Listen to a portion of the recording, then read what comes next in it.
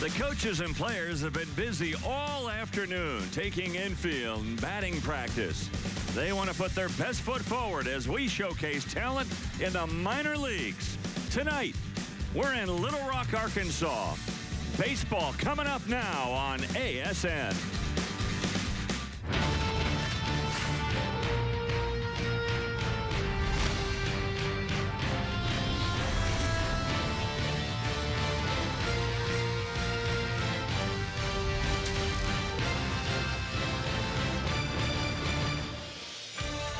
From the banks of the Arkansas River in North Little Rock, Arkansas, the American Sports Network is proud to present the Minor League Baseball Sunday Showcase. Tonight it's Texas League action. From Dickey-Stephens Park in North Little Rock, the Springfield Cardinals are paying a visit to the Arkansas Travelers. Well, hi again, everyone. I'm Dave Armstrong, along with former big leaguer Keith Moreland. And, Keith, here we are in Little Rock, Arkansas, in the Texas League. Well, you know, you look at the Texas League, it's one of the most historic leagues in the history of minor league baseball. You go back to some of the great players that played in this league over the years and the different teams that we've had in different parts of the country. Now getting an opportunity to be in Arkansas in a great facility with a great view of downtown. I expect it to have a really good ball game tonight. We've got two guys on the mound tonight could make a difference for both these major league clubs. Absolutely. A lot of the guys that we like to showcase on these Sunday nights are guys that we expect and project to be in the big leagues one day. And let's start, first of all, with the Springfield Cardinals and their third baseman, Patrick Wisdom, who is ripping the cover off the ball right now. His manager is Dan Billardello, and he loves the wisdom of Patrick. Patrick's been, he went down earlier in the year to work on some couple little things mechanically on a swing. He's come back and has done a really nice job. There are times where you see the old swing kind of popping up, but of late it's been more consistently good swings, and he's having a solid year. And to get up to the big leagues, you just got to become consistent, no matter whether you're a pitcher or you're a position player. So his whole thing, along with everybody else, is being consistent in what they're doing, and that's what he needs to do. Well, Keith, Wisdom has always been good at third base, but now he's really starting to swing a hot bat. Well, he's outstanding defensively, has an outstanding arm. One of the things that he does, he's got good power to all directions. He gets pull conscious. The old swing is he thinks about hitting the ball in the ballpark as a pull hitter. He can hit the ball out to center and right center. He's got to do that to get to the next level. That's that consistency you're talking about where you can use the whole field. Now, when you look at the Travelers of Arkansas, they have several contenders as far as the Anaheim Angels are concerned. We're going to talk about their shortstop here tonight, though. His name is Eric Staymetz, and Bill Richardson, the manager of the Travelers, talks about his shortstop. Eric Staymetz is pretty much the glue of our defense, and this team is predicated pretty much on defense and pitching, and he's the one in the shortstop that just really just gives us a lot of stability. A few things we want to work on. Number one is he tried to bunt last year, had a nagging injury on his finger. This year he had a separated shoulder. So right now to get him a lot of at-bats, and then we'll go to work on him stealing bases because he is quite a base stealer. All right, thanks a lot, Bill. That shoulder injury he talked about was a base running incident where he dove back to the bag and tore a labrum in his shoulder, out 6 weeks. But he's back now and playing good D. Well, he is. He's outstanding defensively. He can play with anybody right now in the big leagues defensively. He does have to get better at being a base stealer. He's got great speed. The last thing, for him to be an everyday shortstop in the big leagues, you've got to find a way to get on base and have your OPS somewhere around 750 to be a big league player. He is really struggling in that department. If he can hit, he can play in the big leagues. Part of our Sunday showcase, we also like to showcase the ballpark and the surroundings, and we'll do that here in North Little Rock. Ashley Bullington will be joining us after the break as the Cardinals get set to take on the Arkansas Travelers.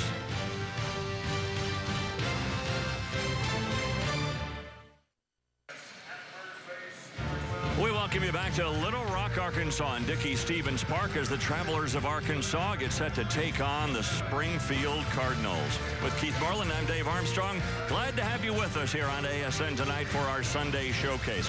The third member of our broadcast crew is Ashley Bullington, and she wants to tell us more about the manager of the Cardinals and a guy that's a former big leaguer in Dan Billardello. Ashley, hello. Hi, Hi, guys. Thanks, Dave. Springfield Cardinals manager Dan Bill was a catcher in the MLB from 1983 to 1992. Following his playing career, he managed a different team in the Dodgers system from 2002 to 2005, and later he went as a roving catching coach for the Red Sox and the Cardinals. After that, he was named a Cardinals short season coach for their team in New York. And they won a championship later that season. Now he's managing for the AA team here after being promoted every year. Guys, back to you.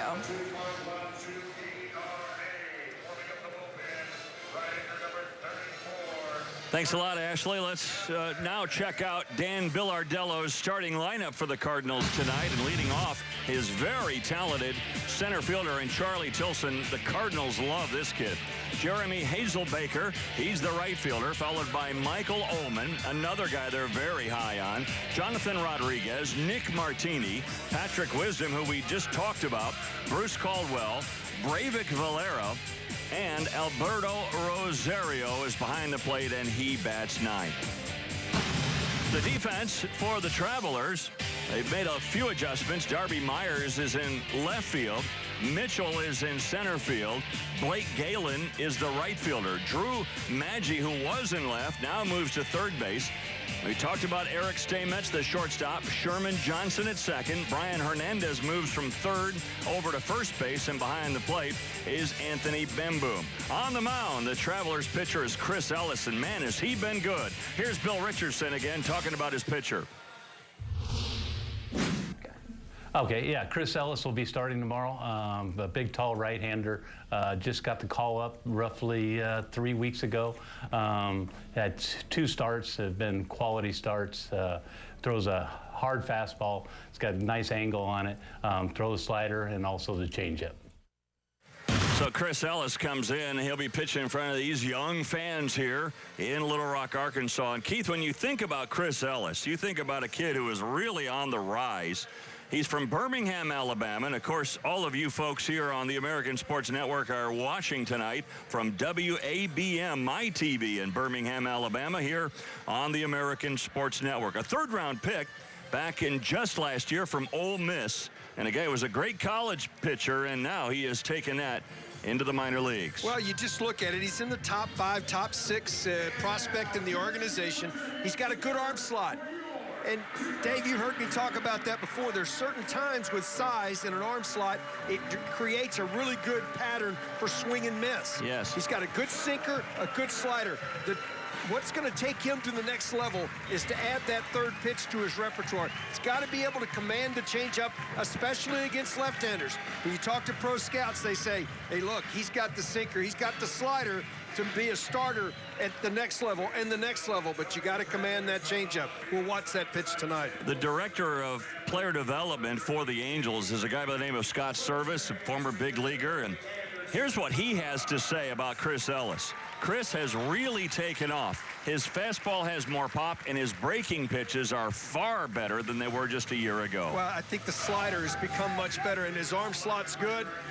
Again, this is a young man they expect a lot for. He's got the opportunity to move himself into that 2 or 3 spot as a starting pitcher in the big leagues. And, you know, if you have those guys in your organization, that allows you to build your bullpen from the back end if you've got guys coming that can be starting pitchers. By the way, you probably noticed, fans, those of you who are astute followers of Little League Baseball, Monet Davis, who is out there standing next to tonight's starting pitcher, Chris Ellis. And Monet will be joining us a little bit later on this broadcast. She is a part of a team this summer that's making a tour of the nation, and they're playing for a team called the Anderson Monarchs, which is a throwback to the old Kansas City Monarchs that featured Jackie Robinson and Satchel Paige and so many great players. Well, they're traveling around almost 4,000 miles on their trip this summer over the course of 3 weeks, all over the South, and then will culminate their trip back in the Northeast.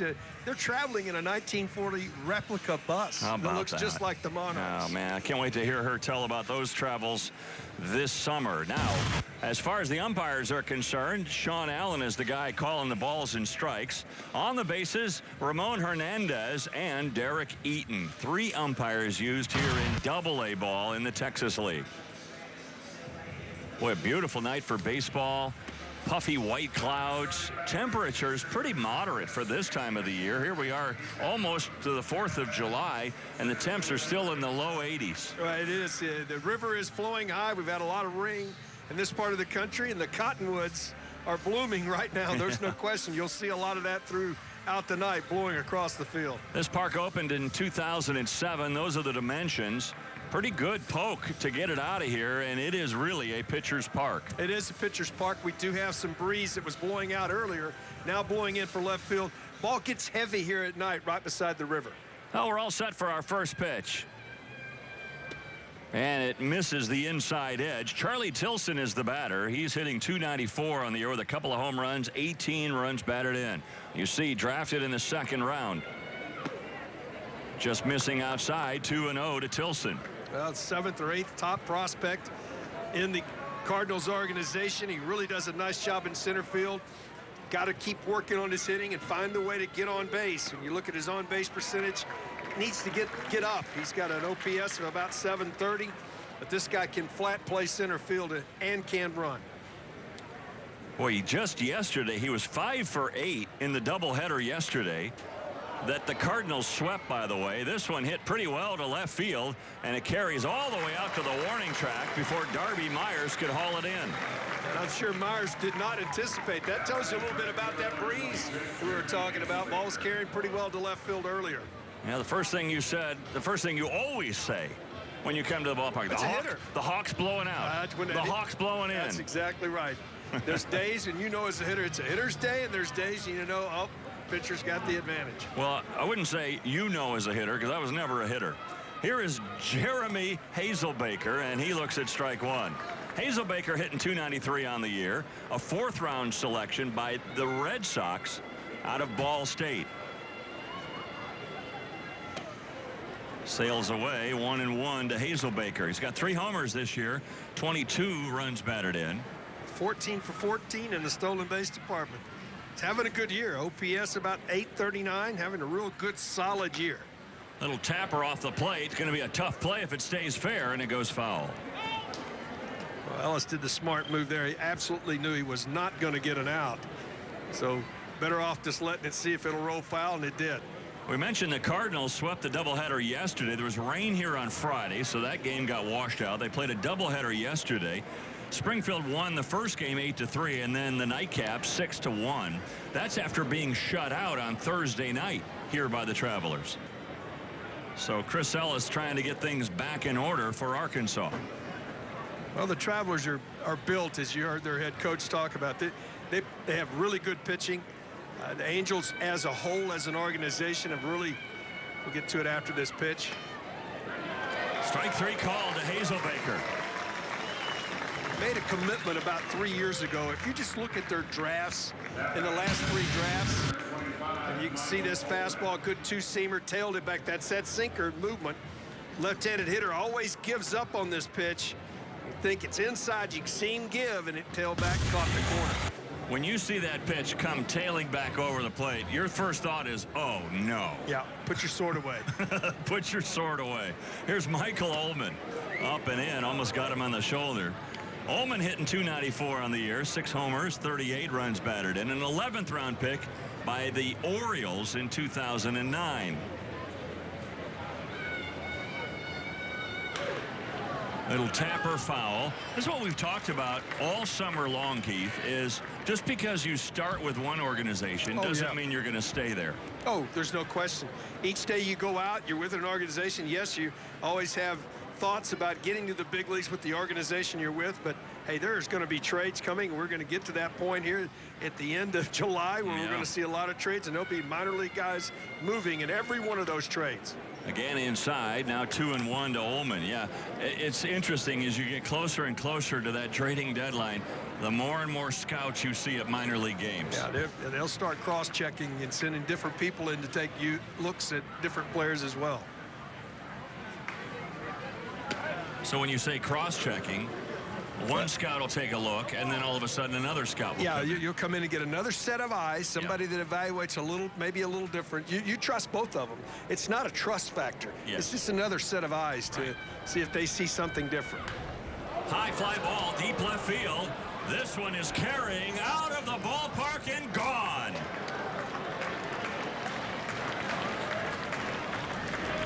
Michael Ullman, his 7th home run of the year, and that was a no-doubter. If you start pitching from behind in the count to a professional hitter, Michael Ullman is a professional hitter. That's his 7th of the year. He's setting right on fastball. Great extension here. And there was no question. This is no doubt. It left the bat. It was just how far. You know, one of the tips for those of you who come to a ballpark to watch a game is when a ball is hit, look at the outfielder. The outfielder will tell you how hard or how far that ball is going to go. Yeah, his first step, he turned and looked and said, I'm not getting there. That's right. So Darby Myers was like, uh-oh, that one's out of here. Jonathan Rodriguez, the batter, reminds me of a story years ago when Mark McGwire was playing with the Cardinals in St. Louis, and Dante Bichette playing left field for the Colorado Rockies. And a fan started heckling Bichette, saying, you better back up, he's going to hit it over your head. And, of course, McGwire put it up into the Big Mac section in the upper deck at Busch Stadium. And Bichette turned back to the fan and said, he just hit it over your head. There's a solid base hit to right field, and now Rodriguez trying to stretch it into 2, and the throw is late. So a double for Rodriguez on the heels of the home run by Ullman. The one constant, folks, is when you elevate the ball, watch where this ball is, up about the numbers right there. You get the ball up, and you're going to pay a price as a pitcher. You got to pitch down, below the waist, down around the knees. Location, location, location. Doesn't matter how good your stuff is. Yeah. You elevate it. Professional hitters are going to make good, solid contact. So Rodriguez does a good job there, and now he is in scoring position with 2 out for Nick Martini. Looked like it was going to be an easy inning for Chris Ellis. He retired the first 2 in order, including a strikeout of Hazelbaker, but then a home run and now a double, and another pitch that's elevated. In fact, it's above the belt for ball 1 to Martini. Martini, drafted out of Kansas State, was a good player. In fact, Big 12 Player of the Year in 2010. Up and away, ball 2 on a changeup. Martini, one of 8 Cardinals that'll be in the AA All-Star game in Corpus Christi on Tuesday night. Can play all 3 outfield positions. Good defender. Just missed. So falling behind in the count again, 3-0. Do you pitch around him here now? Well, if you got a right-handed hitter on deck, there's in Wisdom, but Wisdom is one of those guys that can hurt you and hurt you big time. Yeah, he's been red hot. 7 home runs in the month of June.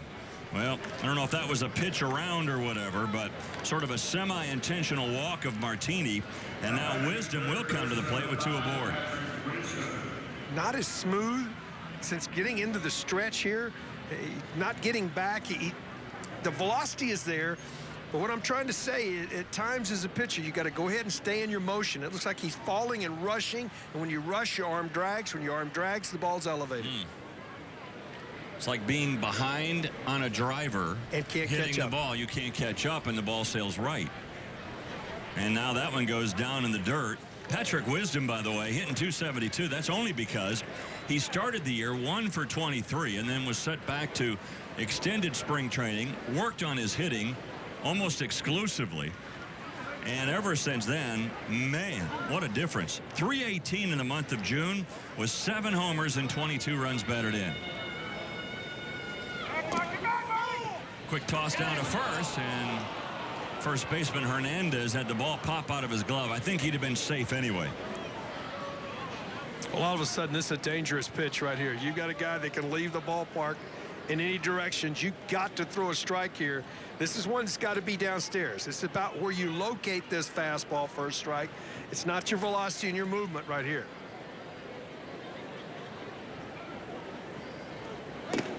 And that's outside now. 3-0 to Wisdom. Well, one of the numbers that you saw how Ellis was really throwing the ball well. 2-0 with a 2.12 coming in to this ball game. We'll get to it after this 3-0 delivery. But the number that I circled when I saw the stats, 17 innings, 5 walks. It's quite a few. Yeah. Well, he's already had 1 in this game, and he's behind a Wisdom 3-1. Swing and a miss at one up above the belt. So now the runners will be off with a pitch on a 3-2 count, 2 out. 1 already in for the Cardinals here in the first. Wisdom got a little pull conscious right there. Saw a fastball up. Don't think he'll see another fastball. See if he doesn't go to a breaking ball right here and try to get the strikeout. And fouled straight back. They stayed with the fastball, and Wisdom had a good swing on it. As a catcher right there, you know, there's a lot of organizations that say, you know, 3-2, we're going to attack with that fastball. You know, it's a lot different than maybe at the big league level where I think you would have seen a breaking ball right there. Mm-hmm. Let's see if you see one here.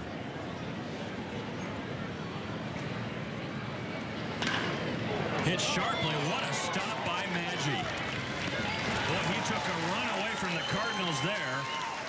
A one-hopper, and Maggi spears it. But the Cardinals get on the board with a tape measure home run from Michael Ullman. It's 1-0 with the Travelers coming to the plate. You're watching Sunday Night Showcase on ASN. 1-0 as the Travelers come to bat in the bottom of the first inning. Let's check out Arkansas's lineup. Leading off their second baseman, Sherman Johnson. He's followed by the third baseman, Drew Maggi. Then Jared Mitchell, the center fielder. He's followed by Brian Hernandez. Then Blake Galen, the right fielder. Ray Willie Gomez is the DH tonight. Darby Myers inserted into the lineup when Wade Hinkle couldn't go. Anthony Bemboom is behind the plate. He bats 8th. Then Eric Staymatch, the shortstop, he bats 9th. Now the defense for the Cardinals. Nick Martini is in left. Charlie Tilson in center field. Hazel Baker is the right fielder. Patrick Wisdom at third. Breivik Valera at short. Caldwell on the right side along with Jonathan Rodriguez, and then Alberto Rosario is behind the plate. Catching, Kyle Hall from the Cardinals, and Hall is from Springfield, Virginia. You see his numbers on the year. Well, you look at him, he's that left-hander that's got to command his changeup. He really turns it over. He spots his fastball. He's got more of a slurve than a slider. He has struggled with his command. He's pitched from behind the count. He's got to find strike one will make the difference. Velocity, not his thing. Control and changing speeds, that is his thing. Absolutely. As he faces Sherman Johnson. Johnson, who went to Florida State and then drafted in the 14th round. Johnson hitting .235, 4 homers, 30 runs batted in.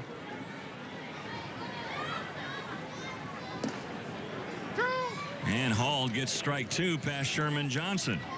Hall, by the way, he might be the only Belgium pitcher I know. He was born in Belgium, but moved to Virginia at age 1. So I don't know if he still considers himself from Belgium. Sounds like military to me. Yeah. Virginia, Langley, Virginia. Yep. And then, of course, he went to Old Dominion. Swing and a miss, and down goes Johnson. So you look at Kyle Hall here tonight and his numbers, but we haven't heard from the manager and what he thinks about him. Here's Dan Billardello. Tonight's pitcher is Kyle Hall, 4-pitch pitcher, good command. He'll mix it up. He'll throw curveball, slider, changeup. He'll throw it at any time. He'll work both sides of the plate. Always goes out there and competes real well and should give us a chance to win. That's what you like, a competitor. At the end of the day, you want a guy that competes. Yeah, that's exactly right. Changeup is key, though. Got to be able to command. He really turns it over. So at times, it's got a lot of movement away from the right-handed hitter. Drew Maggi is the batter. Maggi comes in hitting .267 with 19 runs batted in. What a play he made to end that first. Man. That was a rocket right at him. High pop up on the right side. Second baseman Caldwell goes over. Now the right fielder comes in, but Caldwell will handle it.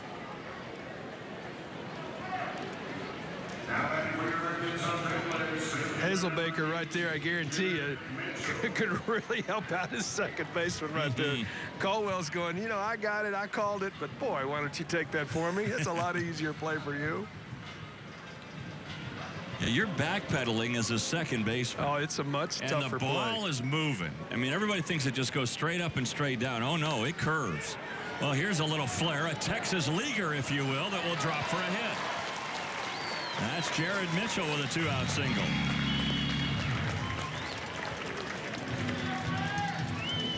Well, sometimes you're just lucky. You hit it right off of the hands and absolutely nobody able to get there. Just one of those, nothing you can do. Falls it's into that. Placed in the right spot. Yeah, the Bermuda Triangle. Right between short and left and center. So now Brian Hernandez comes to the plate. Hitting just .247 with 3 homers and 51 runs batted in. Boy, he has been outstanding with runners in scoring position. 3 home runs, folks, hitting .247. Yeah. So you look at those two numbers, well, 51 runs driven in. That's being really good with runners on base. You bet. See a 27th round pick by the Angels out of UC Irvine. Remind me, Keith, tonight, because I know we got a lot of stuff going on, but I want to tell you a story about Jerry DiPoto, the general manager of the Anaheim Angels. He was a relief pitcher with the Rockies when I was there, and I've just got a couple of good stories about Jerry. What a class dude, great guy. The Angels are in great hands.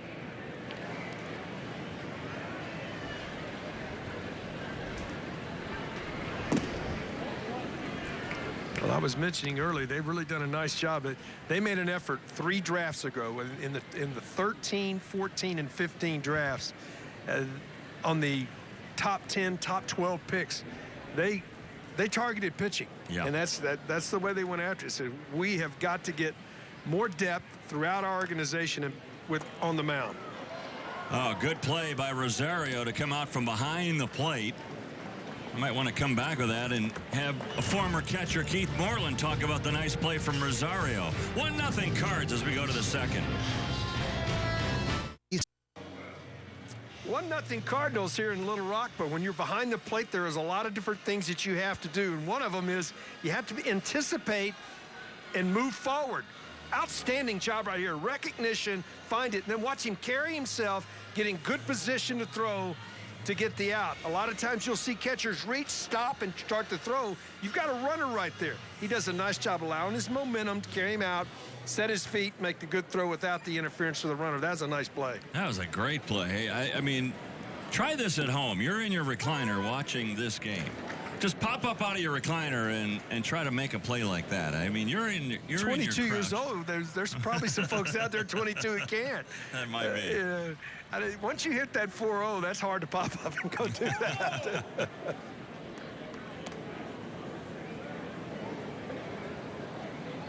Big inning here for Ellis. You really feel like a young man, again, got away from the strike zone in that first inning. And the inning almost got away from him. Good defense kept him in the game. High fly ball into the corner off the bat of Caldwell. And it is a foul ball. Another one elevated. A lot of balls up in the strike zone. And you're a sinker ball pitcher. You're not used to throwing high fastballs. Got to get the ball down. And he knows it. And he's out there on the mound saying, got to get the ball down. And what am I doing wrong? It's one of those nights where your mechanics aren't lining up with what your thought process is. Like right there. I mean, that's just a pitch that he normally doesn't miss that badly. I mean, he's probably not trying to even throw a strike there, but he's not trying to miss by 2 feet. And he never got on top of the baseball. Never mechanically got it sound to deliver it. And that one hit really well to center field, but there's there's Mitchell to track it down. That's a good first step right here. That's a good read off the bat. Mitchell's got outstanding speed, but boy, this is a really good first step. He read that perfectly. So Richardson loves how this kid has matured. exactly. I think when you get to the AA level that you're always questioned whether he's mature enough to handle it. In his first 2 starts, he's been very stoic. Has been in pressure situations. He had like 2 stressful innings last time out in a big humidity, and I was wondering how the Southern California kid was going to handle it, and handled it great. Punched out 2 in the 5th inning to earn the win. Yeah, he did a really good job there. His pitches are starting to come down a little bit now. Yeah, he's starting missing downstairs. He's getting closer. 2-1 the count to Breivik Valera. This Venezuelan, a non-drafted free agent, 2010, and a swing and a miss. Interesting, too, his velocity's coming up a little bit as he's getting the ball down. Well, he does. It means you're mechanically more sound. You got your legs under you. You're getting a better push off. You're not falling to the plate. That's got to be a welcome relief for him to see pitches down, down, down, down, down, and that at bat. And he's got 2 quick outs, just like he did in the first inning. This is when you come back. Watch this 2-seamer right here. Really sinks. Good movement to it, down and away. Gets some movement. This is sometimes when a catcher can come right back out and come right to you and say, all right, right now, let's get this out right now and end it. Remind him, hey, you got 1 more to get. Rosario the batter. That one sailed high. Ball 1 to Rosario. He's hitting .243 with a home run. 5 runs batted in. Backup catcher to Ullman. And strike 1 to Rosario.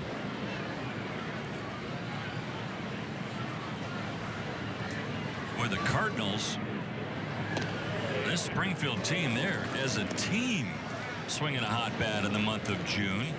They are averaging 5.7 runs per game in June. They've hit 30 home runs this month.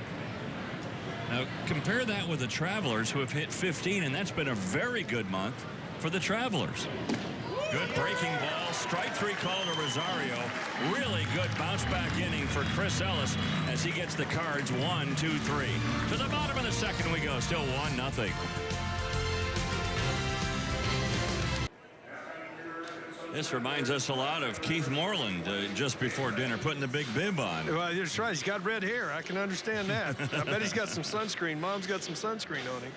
Well, 1-0 as we go to the bottom of the 2nd here in Little Rock. Good to have you with us here on ASN tonight with Keith Moreland. I'm Dave Armstrong. Ashley Bullington is down amongst them somewhere. Blake Galen leads things off. This right fielder having a really good year, hitting .327, looks to bunt, takes a strike. 3 homers, 10 runs batted in. He has done a nice job since being inserted into the lineup, being called up. He has a .904 OPS. Another bunt. This one goes up over the dugout. Kyle Hall, he gave up a little bloop single in the first, nothing more. Hall, the pitcher from Springfield, Virginia, by way of Belgium. And, of course, went to Old Dominion. I know many of you are watching the exploits of this Virginia on Cox Sports Television in Virginia or on WRLH TV in Richmond. Down in the dirt. 2 balls, 2 strikes to Galen.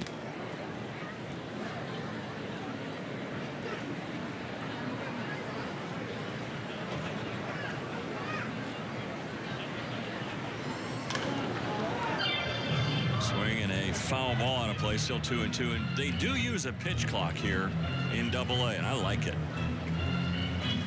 Well, I think we can keep the game going. There's no doubt. When does that make its way to the big leagues? Well, again, the players' union will have something to say about it. There's no question. Right. What would be their opposition? I don't have any opposition to it. Right. As a player, I never had too much problem with stepping out and getting ready to go. It was not something that I was trying to fix my gloves. I had an idea of what the pitcher was going to try to do to me, and I had a game plan when I went to the plate. We need to play the games in 2 hours and 45 minutes. There's no doubt. And another foul at the plate, so Galen stays alive. Lefty versus lefty.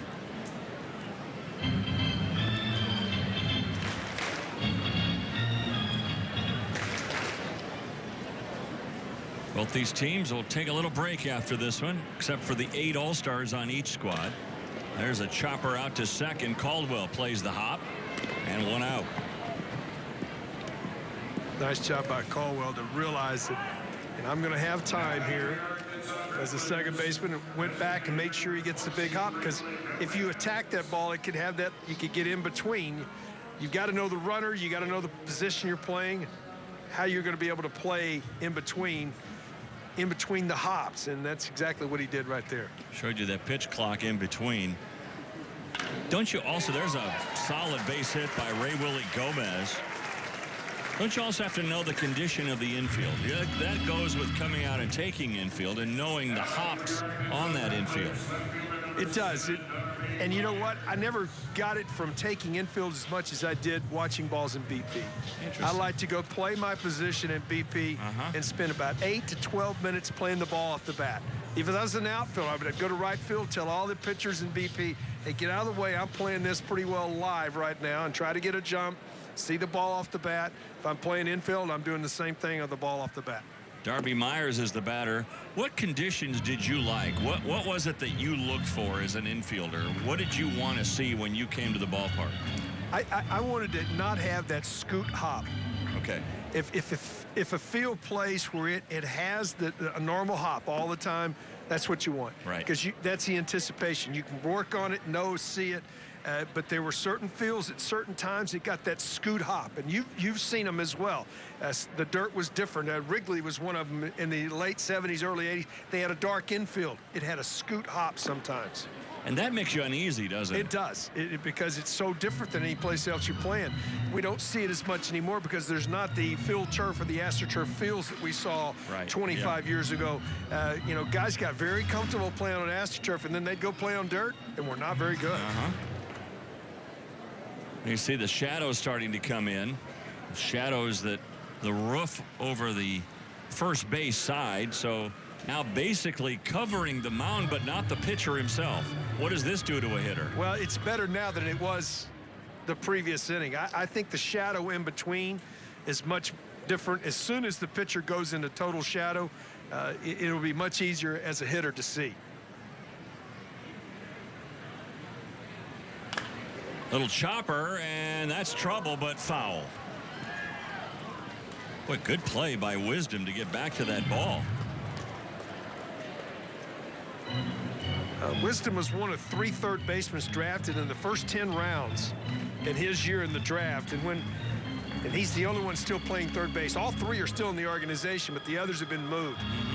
They know that he is outstanding there. He's a guy that can make all the plays. He's got good range left and right, and maybe one of the strongest arms across the infield in minor league baseball. They're also using him a little bit at first base now because the Cards obviously have a great third baseman. Darby Myers with an even count of 2-2, and this one hit high in the air to right center field. Hazelbaker comes over to take charge, and back to first goes Gomez. He's there now with 2 out. Dave, anytime as a player that an organization comes to you and says, would you be interested in playing another position? Yes. Yes. Because how do you get to the big leagues? That's what you want to do. That's right. If you can play multiple positions, your chances of getting there are much better. And you did that. You played multiple positions. Any place they wanted me to play, I'd have played anything. You come, that's going to get me to the big leagues, great. Yeah, the worst thing you can say as a prospect is, well, no, I really see myself as a third baseman or as a shortstop. You or might whatever. see yourself at home. That's right. Yeah.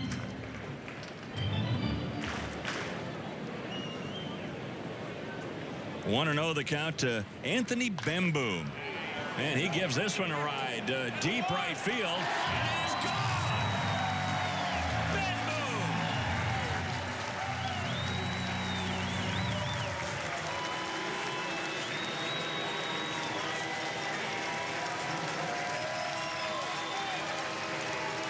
A 2-run homer to give the Travelers the lead. Lefty-lefty matchups. If you get a fastball, left-handed hitters are looking fastball in first pitch. Try to take advantage. Boy, he does a nice job. Short, quick swing. Uses the short porch. Gets it out of here into the bullpen.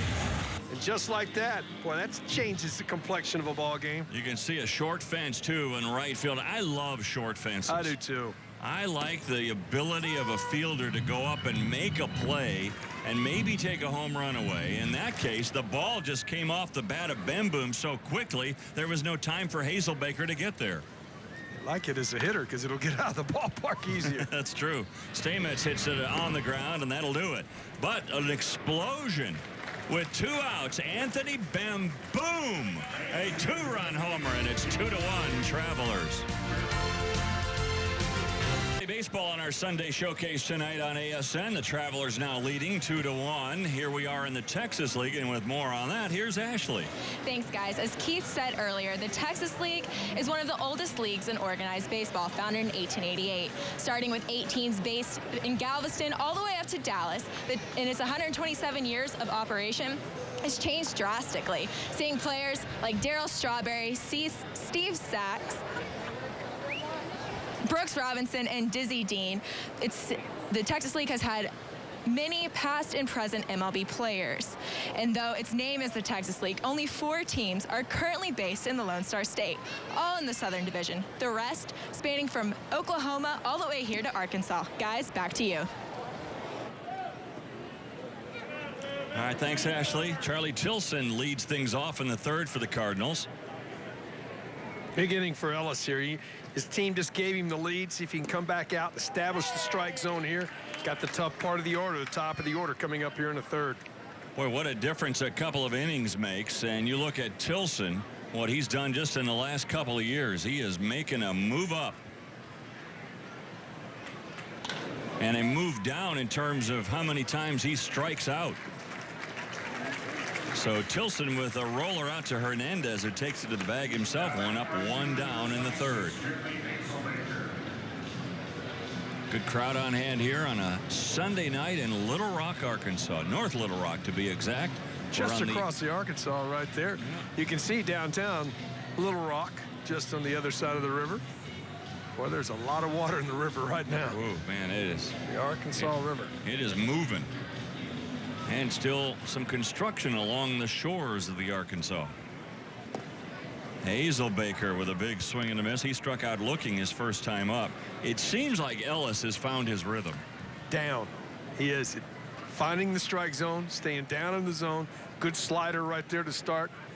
Hazelbaker then misses upstairs again, still overthrowing a little bit with the fastball at times. Hazelbaker, one of 8 Cardinals that are heading to the All-Star game in Corpus Christi. Tilson, Hazelbaker, Ullman, and Martini in the starting 9, and then 4 pitchers as well. You look at Springfield and Hazelbaker, and this is a guy that's an All-Star this year. 4th round pick by Boston, and then the Dodgers got him in a trade, and then signed by the Cardinals. Swing and a miss, and that'll do it for Hazelbaker as he strikes out for the 2nd time in the game. 4 now for Ellis. Boy, great location with this back foot slider. If you're a guy that can make it sink, you want to take the slider, try to make it hit on the hitter's back foot. Exactly. Hazelbaker committed. Watch how close to that back foot it is. Nice job of blocking it. You're trying to sweep it across the zone, down and in, and drop it right on the left-handed hitter's left foot. Up and in. Michael Ullman, the batter. Ullman hit a 5,000-foot home run in the 1st inning. That was more like about 400 feet, but it was a shot to left field. They gave the Cardinals a 1-0 lead, and then the Travelers went ahead with a 2-run home run from Bemboom in the 2nd. Outside and in the dirt, you can see Ellis all of a sudden a little uncomfortable with Ullman at the plate. I wouldn't lay this 3-0 pitch in here either. Guy's already got 1 in the books. Might turn him loose right here.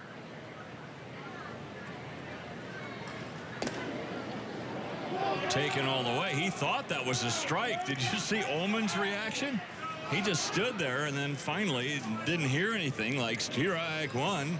So he takes first base with a 4-pitch walk. Well, catchers understand the umpires in your league, and you don't want to take off and just have to turn around and come back if he calls it a strike. Do a better job of, I think I'll stay right here until I know for sure. Now Rodriguez, who doubled his first time up. Outside, ball one, and you picked up on it early, Keith, that pitching out of the stretch for Ellis is different than pitching out of the windup. It just doesn't look like he gets back to his balance point. It's like he's rushing to the plate. Now, he's trying to be quicker to the plate, I understand, in case somebody wants to steal. That time, a little better leg kick, but it just does not look the same. He's battling it right now. And this is that adversity that you want to see. This young man is really come into his own, got to Double-A. He's been 2-0 in 2 starts. He's been really good. And now you want to see what does he do when he struggles? Can he find a way to push through, find it? I always say good pitching can win when they don't have great stuff. Mm-hmm. That's what you're trying to find out. Yeah, Ben Boone went out there to visit with him and say, all right, let's get back on track here like you were the first 2 batters. The 2-0 pitch is right down the middle.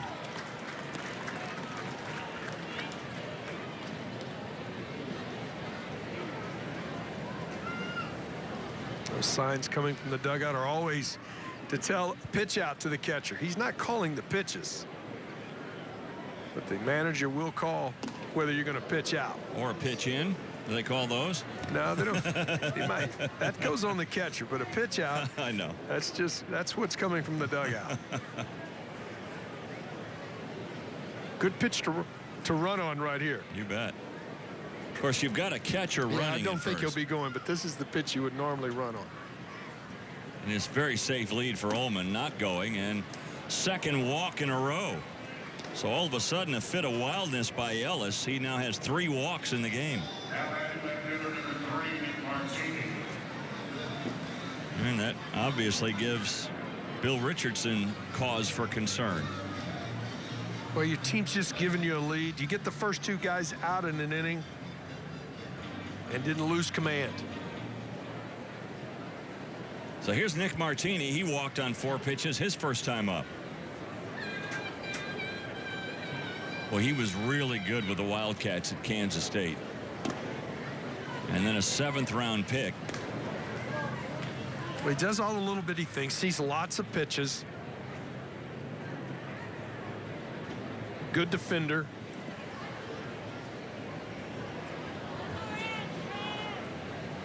Looks comfortable at the plate, doesn't he? Strike on the outside edge. 1-1 to Martini. Probably has to go with pitches more, learn a little bit about using more of the field. He was a little more of a pull hitter in college.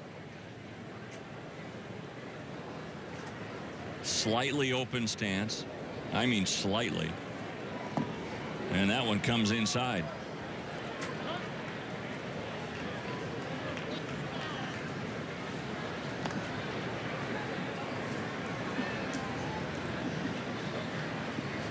His stance and his swing remind me a little bit of Alex Gordon, the outstanding left fielder of the Kansas City Royals. Gordon's hands are a little bit higher. Yeah. You're talking about a great collegiate player. Oh, man. He was outstanding in Nebraska. Third baseman at Nebraska, came up through the Royals organization as a third baseman and then converted to left field. Where he's become outstanding Gold Glover. There's a strike, and now the count full to Martini. But these extra pitches drive managers crazy and pitching coaches. You got 2 outs, and now since then you've had to use 15 more pitches to get out of the inning, and big pitch here. Still not out of it. He has pitch count up over 60 now. And ball 4. So 3 walks in a row to Messrs. Ullman, Rodriguez, and Martini. And Chris Ellis has pitched himself into a jam, and Pat Rice, the pitching coach, comes out to try to settle him down. Well, there are times when you come out as a pitching coach and you're just trying to give a guy a blow because it's cardiovascular. You know, you're getting tired. You throw 20, 25, 28 competitive pitches in an inning. It's tiring. It takes a lot out of you. This time, I think more here is this is more of a mechanical situation here. I would think they may be starting to get somebody up in the bullpen. I'm not sure what's going on here, but he sure did act like he turned and looked back into the dugout. I'm not sure if he's hurting. They're going to stay right there. Now you can see Ellis, he literally took off his glove, placed it on the mound, went to the rosin bag and tried to dry everything off. It's not that hot, certainly not by Arkansas standards this time of the year, but it can be humid, it can be sticky, and when you've thrown an inning like this or you've thrown this many pitches, the perspiration really starts to add up. Boy, the first pitch of this right here will be important to Wisdom. Wisdom hit a shot that was speared by Maggi to end the first inning. And that was with runners at first and second. Here, the bases are loaded for Wisdom. So a big moment in the game for both the Cardinals and the Travelers. They got a good pitch to hit right there. Fouled it off. Fouled it straight back, actually. Right back into the catcher. Down in the dirt. Good stop by Bemboom.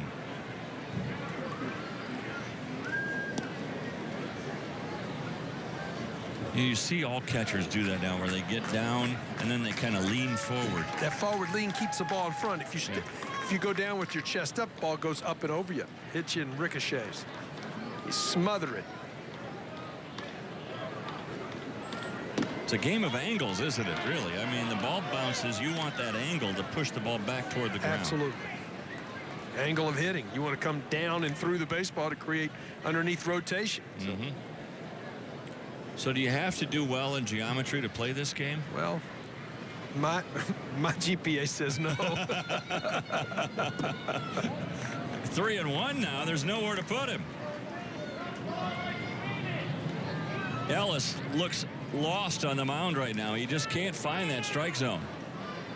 He's got to give in here. He's got to. He's got nowhere to go. And Wisdom knows it. Boy, Wisdom had a good cutter to fastball, thigh high. Fouled it straight back, so now the count full. Got to go across the diamond here. Real advantage for Springfield here. A lot of players will be moving. As a hitter, you really got to not focus on your teammates moving. You really got to concentrate, pick up the baseball right now, because everybody will be moving as this ball's delivered. And it's ball 4. That walk ties the game, and it's the 4th consecutive walk for Chris Ellis.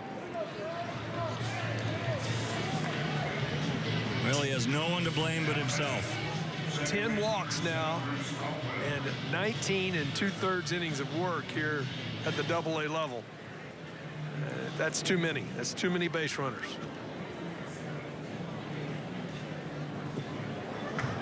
And he's not off the hook yet. The bases are still loaded for Bruce Caldwell. Meanwhile, action now with Edward Santos getting loose. And a pitcher's dream here, a pop-up off the bat of Caldwell. So the Cardinals will leave them loaded, but they get a gift. 4 walks in a row produce a run to tie the game. Well, it's the Sunday Showcase on ASN tonight, and we are so happy to be in Little Rock, Arkansas. And, of course, you see the big towering building of Stevens Incorporated, and we're at Dickey Stevens Park, and we're joined by Russ Meeks, the president of the club. Man, is it good to be here in Arkansas. Thank you so much. We are so happy that you guys came to see us and to give us a chance to show what baseball is about here in minor leagues and in Dickey Stevens Park, and we really appreciate you coming. How long have you been associated with baseball here in Little Rock? I actually, well, let's start at the beginning. When I was 5 years old, I went to my first game with my father and my grandfather, and then got involved after that. Actually been involved in the management of it since about 1976. we're run by an executive committee, and I've been involved in that since 1987. And I was vice president and general counsel for all that period of time up until 2010, at which time a fine gentleman named Burt Park, who had been president for 30 years, stepped down, and I became president. I've been president for 6 years and really love this ball team, love this ballpark. Well, and this ballpark opened in 2007, and it's obviously been a great addition to the banks of the Arkansas River. Absolutely perfect. It just built in a great place. We actually located the land that we were interested in perhaps putting a baseball stadium on in order to get out of old Ray Winder Field, where we had been since 1932. Yeah, many of us knew that old ballpark. You knew it. And it's a great ballpark. It was. And those of us who grew up there, we miss it. But to find this land, somebody told me there's like 19 or 20 different owners of the piece of property that y'all came up with to build this beautiful facility? That's correct. Actually goes back to August 24th of 2001, and a mayor, Pat Hayes of North Little Rock. One up or one down here in the third inning. So when you guys, that's a hard thing to do. It's hard to get a lot of people to agree about trying to get 19 different people that are owners to agree to sell. Well, actually, what happened is that the mayor and I drove around. He put me in an old police car where I was locked in and couldn't get out, and I had to listen to him for 3 hours. He showed me all types of pieces of property over here, and we went back and I reported to our travelers management that we had located about in the neighborhood of 20 properties that looked like they could be put in, into a package. And then we narrowed it down to 4 different sites. And it takes a lot of time, but then we narrowed it down to 1, and then we were just very fortunate that we have Mr. Warren Stevens of Stevens Inc., and we named this ballpark. He did after his father and his uncle, and they're 2 good friends, Bill and Skeeter Dickey. Yes. And that became Dickey Stevens Park. But Mr. Stevens acquired the land through different means and then ended up donating that for the ballpark, provided that the Travelers would play here. And, of course, if you've heard the name Bill Dickey, all you baseball fans know, Hall of Famer Bill Dickey, who has Arkansas roots. Has Arkansas roots, and his brother Skeeter from Boston. Yeah, there you go. And well, it's such a famous spot, being a guy that's been in Little Rock quite a few times, across the Broadway Bridge. I mean, you got to know the history of that bridge and everything that comes across coming into the North Little Rock. When we get visitors and they come to this ballpark, there's no better advertisement for the city of Little Rock than this view that you have from exactly where you're sitting. That's right. You're right. I mean, this is just absolutely gorgeous. And, of course, I'm partial. I went to school in Arkansas, and my folks live in Arkansas, so I'm partial to coming to this part of the country. I love the Ozarks. Absolutely a wonderful state. And, we have the Naturals in Springdale, Arkansas. Yes. And we have 2 teams here. We actually were the first team, the Arkansas Travelers, to be named for a state to be the name of a professional team. And we've been very proud of that. We've been around actually since 1901. Wow. And have continued this franchise during that period of time because of the great fan support. Russ Meeks is our guest. He is the president here of the Arkansas Travelers, who are affiliated with the Anaheim Angels. And talk to us a little bit about that affiliation. We went with the Angels in 2001 after being with the Cardinals, who we're playing today. Yes. For 35 years. We've been with 2 teams since we joined the Texas League in 1966. We're one of the oldest current members of the Texas League. Swing and a miss, and down he goes. Do you mind if you stick around for another half inning? No, it'd be great. All right? All right, good. We'll continue our visit with Russ Meeks as we head to the 4th inning in a 2-2 ball game.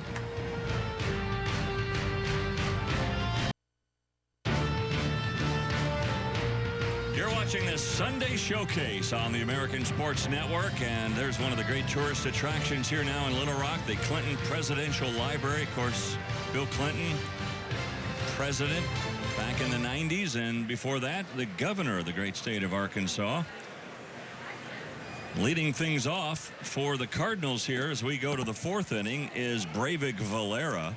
He struck out. It's been hit or miss so far for the pitcher of the Travelers tonight, Chris Ellis. And we continue our conversation with Russ Meeks, who is the president of the Travelers. And Russ, we were talking about this stadium that opened in 2007.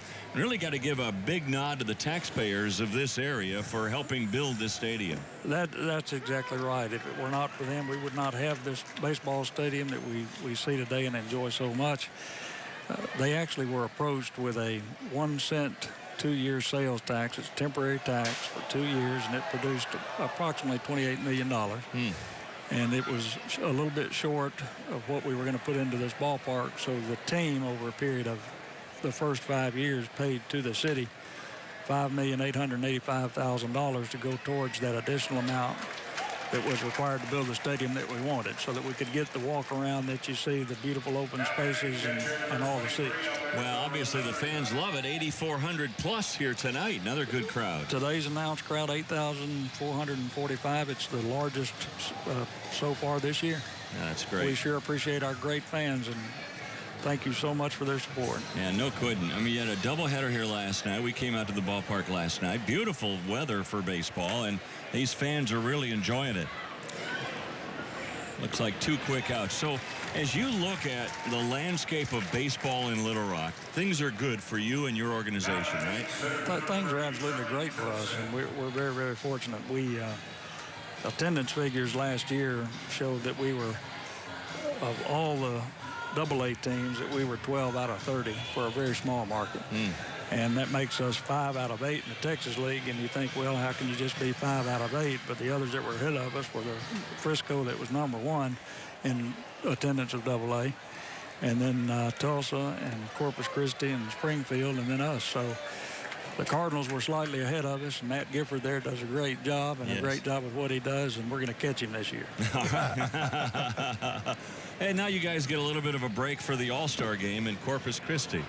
Get a little bit of break. We have Texas League board meetings on Tuesday, and the Texas League All-Star game on Tuesday night. And Texas League has been around forever and ever and ever. Ashley had a report on that.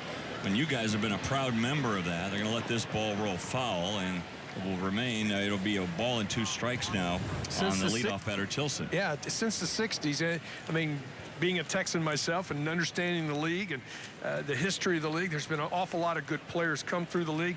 But it's made it better, I think, to spread out and to have more teams. I mean, we have a team out of Missouri now. We have a team in Arkansas. There's teams all across. It's not just in the state of Texas. We've got Tulsa and Springfield and Northwest and Arkansas Travelers. And you've seen it, haven't you, Russ? The resurgence of minor league baseball and the facilities and the way the play. I mean, I know Keith always gets jealous every time we come to these kind of ballparks. He's like, they weren't like this when I was playing in the minor leagues. And now here we are. Almost every week we go on our Sunday showcase. We showcase a beautiful ballpark like the one here in Arkansas. Well, absolutely. And a lot of it has to do with the fact that the minor league teams are, for the most part, operated by local owners and local management, and they're interested in the citizens, they're interested in the economy, the average cost of a family of 4, they're interested in the quality of service. I was trying to keep you from calling that home run. I'm sorry. That was a bullet. That was a bullet. I love your short fence, too, in right field. I think that adds a special element to the game. Hitters like it. But I think even right fielders, center fielders like it because they have a chance to make those dramatic plays out in the outfield. But Tilson, I should say, hits another home run. And this kid, you can see why the Cardinals are so high on him and why he has made the All-Star team representing the Springfield Cardinals. So much that I like are some of the amenities that are around the ballpark. I mean, there's so many different places to grab something to eat. All kinds of different things to eat at the ballpark. I mean, I know that I like to eat, so ballpark food is great to me. Do y'all have anything special that y'all serve in the ballpark here, or specialize in? We do. We've got quite a few different things. We try something new all the time. We rotate things in and out. We have a wonderful general manager manager here named Paul Allen, who does an absolute wonderful job of attending to the quality of service and customer service and trying to get things that the families want. One of the things that they did this year is called a fudge puppy or something like that. They change the name on me every now and then, but it's something that's deep fried, similar to a corn dog, and then put on ice cream, and it looks really good, and I've tasted it, and it's very, very sweet. Well, I'm sure it's calorie-free, too. Yeah, absolutely. And in your kids' zone in right field, you can just see the kids having a blast out there tonight. Absolutely great. And again, Mr. Allen gets credit for that. He thought that it was very important for us to spend money this year, which we did on some brand new blow-ups. All of the kids' blow-ups you see out in that area are brand new. We have some brand new things for them, safe, modern, everything that they would like. We have a train for the first year this year that runs around, and it's full most of the time. So we've added those things for this year. One good thing about our ballpark is that we try to put all the money back in. We pay no money out to owners. All the money goes back into the operation. It all goes back in for the fans. And that also allows us to keep our average cost of a family of four coming here to where we are below the average of AA and That's below wonderful. the average of everybody, because our economy is such we need to do that for our people. Russ Meeks is our guest. He's the president of the Arkansas Travelers, and we're just delighted to be here in North Little Rock for our Sunday showcase this week, and to showcase this beautiful ballpark and this community that has come out in great support of minor league baseball here in the Texas League. And these Arkansas Travelers, now one of two teams in the state of Arkansas. Of course, the Royals have a AA affiliate over in Springdale, Arkansas, which is over there near the Oklahoma border. Rogers, Fayetteville area, yes. Springdale, northwest part of the state, about 2.5-hour drive from here. Mm-hmm. It makes our travel in the North Division really, really good. Which helps with, obviously, I mean, you want to keep costs down, and that's because it's it's a long way to Corpus Christi. It's a long way to Corpus Christi, Midland or San Antonio. Not as far to Frisco, but, it's just as far for them to come here. You know what's cool is, you talked about being a long time with the Cardinals organization and now with the Angels. And it's neat to see as you look over some of the fans here in the stands, how they're wearing a Trout jersey or, they've got some kind of Angels gear on here, which really lets you know that this affiliation with Anaheim is really paying off, and you're doing a great job. There's a stolen base with 2 out by Hazelbaker, and he'll be there with a 3-2 lead for the Cardinals right now. Hazelbaker, 15 out of 15, by the way. That's a pretty good percentage. Yeah, I can't get any better. We had 15 years with the Angels as of this year. Yeah. And it's been a great relationship. We had 35 with the Cardinals before that, and it was a wonderful relationship. Well, my good friend Jerry DiPoto is the general manager of the Angels, and there's no finer gentleman in the game of baseball, and probably I would have to go out on a limb and say no one knows more about the history of baseball as far as the general manager is concerned than Jerry DiPoto. The guy's a walking encyclopedia.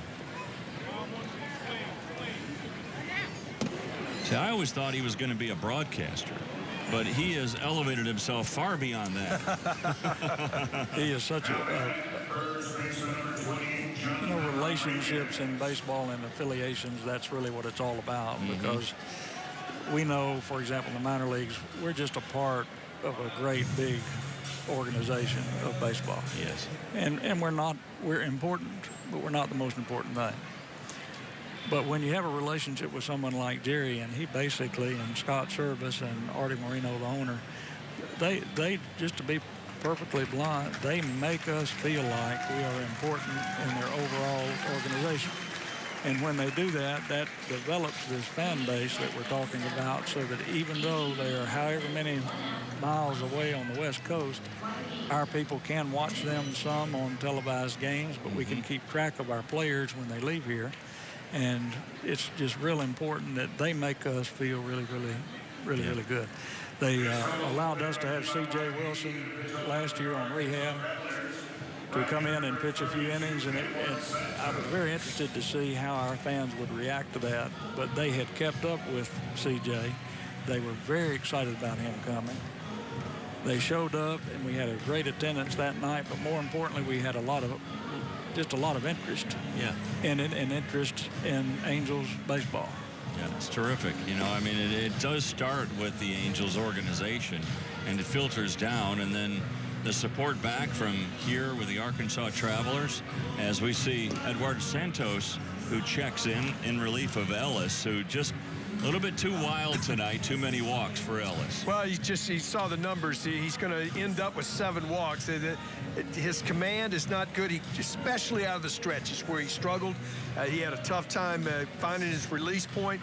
He missed all over the place. There were times he was missing down. There was times when he's missing up. He just could not find the consistency. And his team, they gave up runs in the first, third, and 1 here in the fourth. He's still responsible for the 2 base runners on base right now. What are some of the things, Russ, that you guys are doing in the community here in Arkansas to give back to the people that have given so much to you? We were one of the leaders in the Texas League and try to be in minor league baseball in what we give back to charities and through charities. And we have a lot of local relationships here with some very important organizations, with Arkansas Children's Hospital, which is one of our favorite. Last night, we have a lot of nights where we try to do specialty jerseys for individual charities to try to help them out. We had the Arkansas Prostate Cancer Foundation last night. We had special jerseys yesterday. It was really, really a good thing. It gives them exposure to, as for example, today it would give them exposure to 8,445 people, plus all the people that are watching. So that they get the chance, charities do, when they let us do something like that for them, to really benefit with some additional exposure. And that's one way we really try to help them. We would rather people know about them and what they do than about us and what we do. Jonathan Rodriguez is the batter facing Santos with 2 on and 2 out here in the 4th inning. A home run by Tilson has given the Cardinals a 3-2 lead. In fact, all the runs so far in the game tonight have come by way of the long ball, except for the bases loaded walk, which we'd like to forget.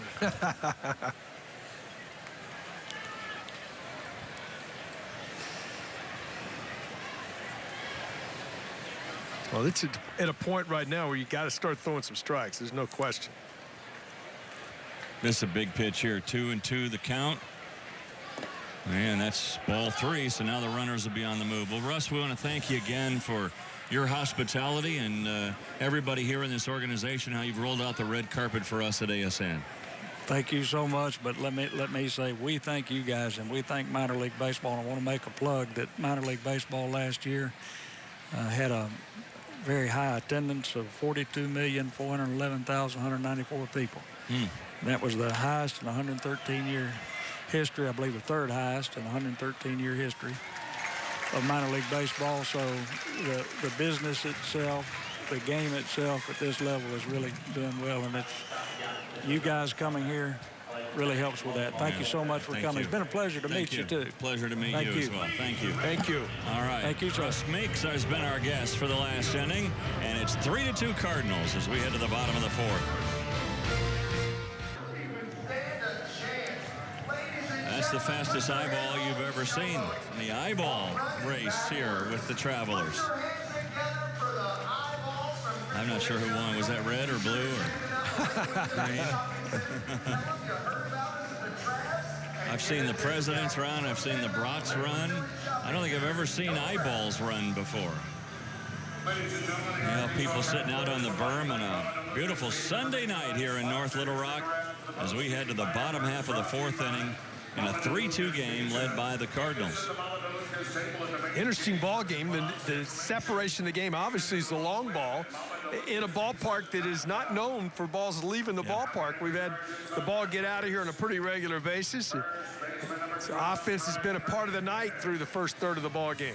2 solo home runs by the Cardinals and a 2-run shot by the Travelers off the bat of Anthony Bemboom. Well, Brian Hernandez, he'll lead things off as we go to the bottom of the 4th inning.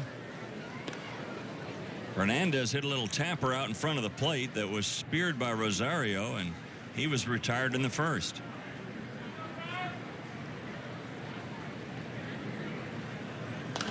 Fouled out of play. Hernandez, a big open stance, stands off the plate. Got to make sure that you close up. If you're off the plate and open, you can't go from open to open. You got to go squared up before you let it go. Allows him to get better vision on the baseball.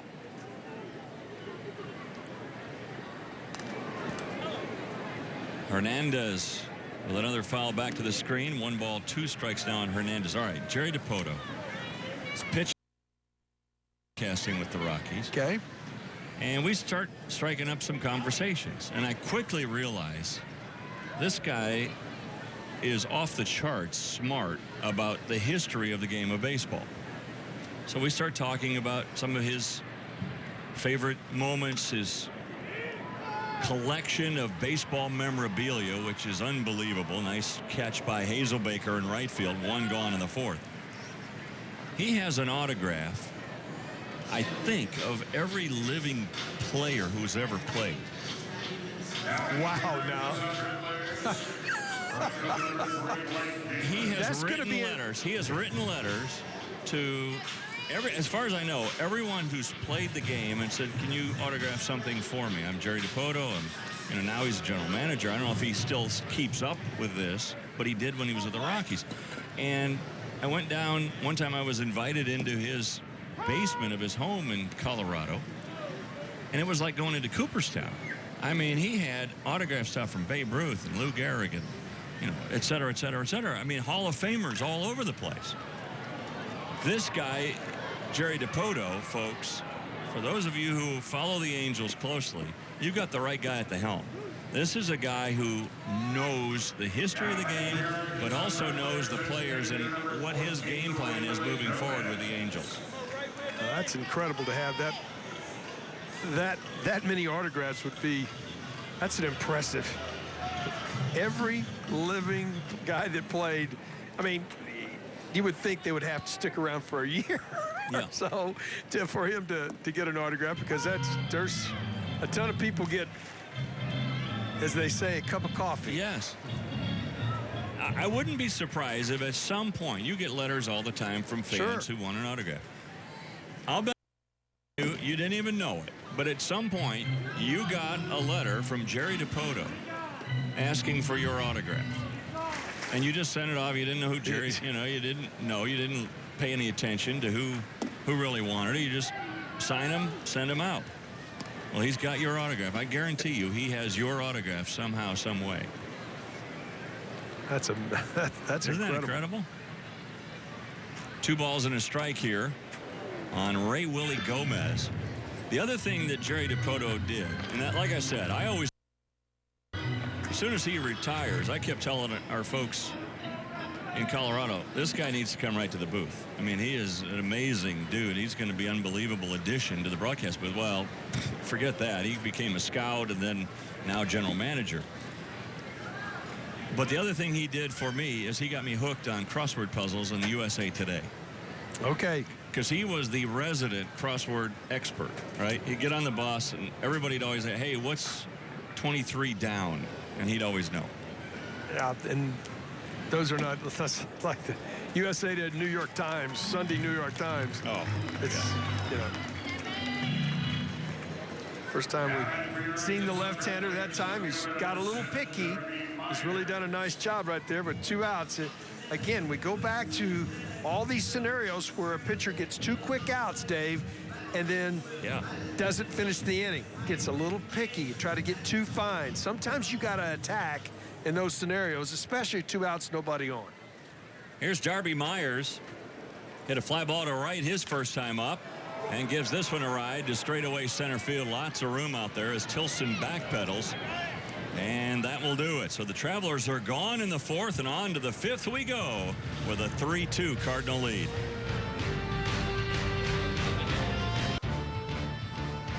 Well, looking ahead next Sunday, I'm going to take a weekend off. So, Keith, where are you going to be?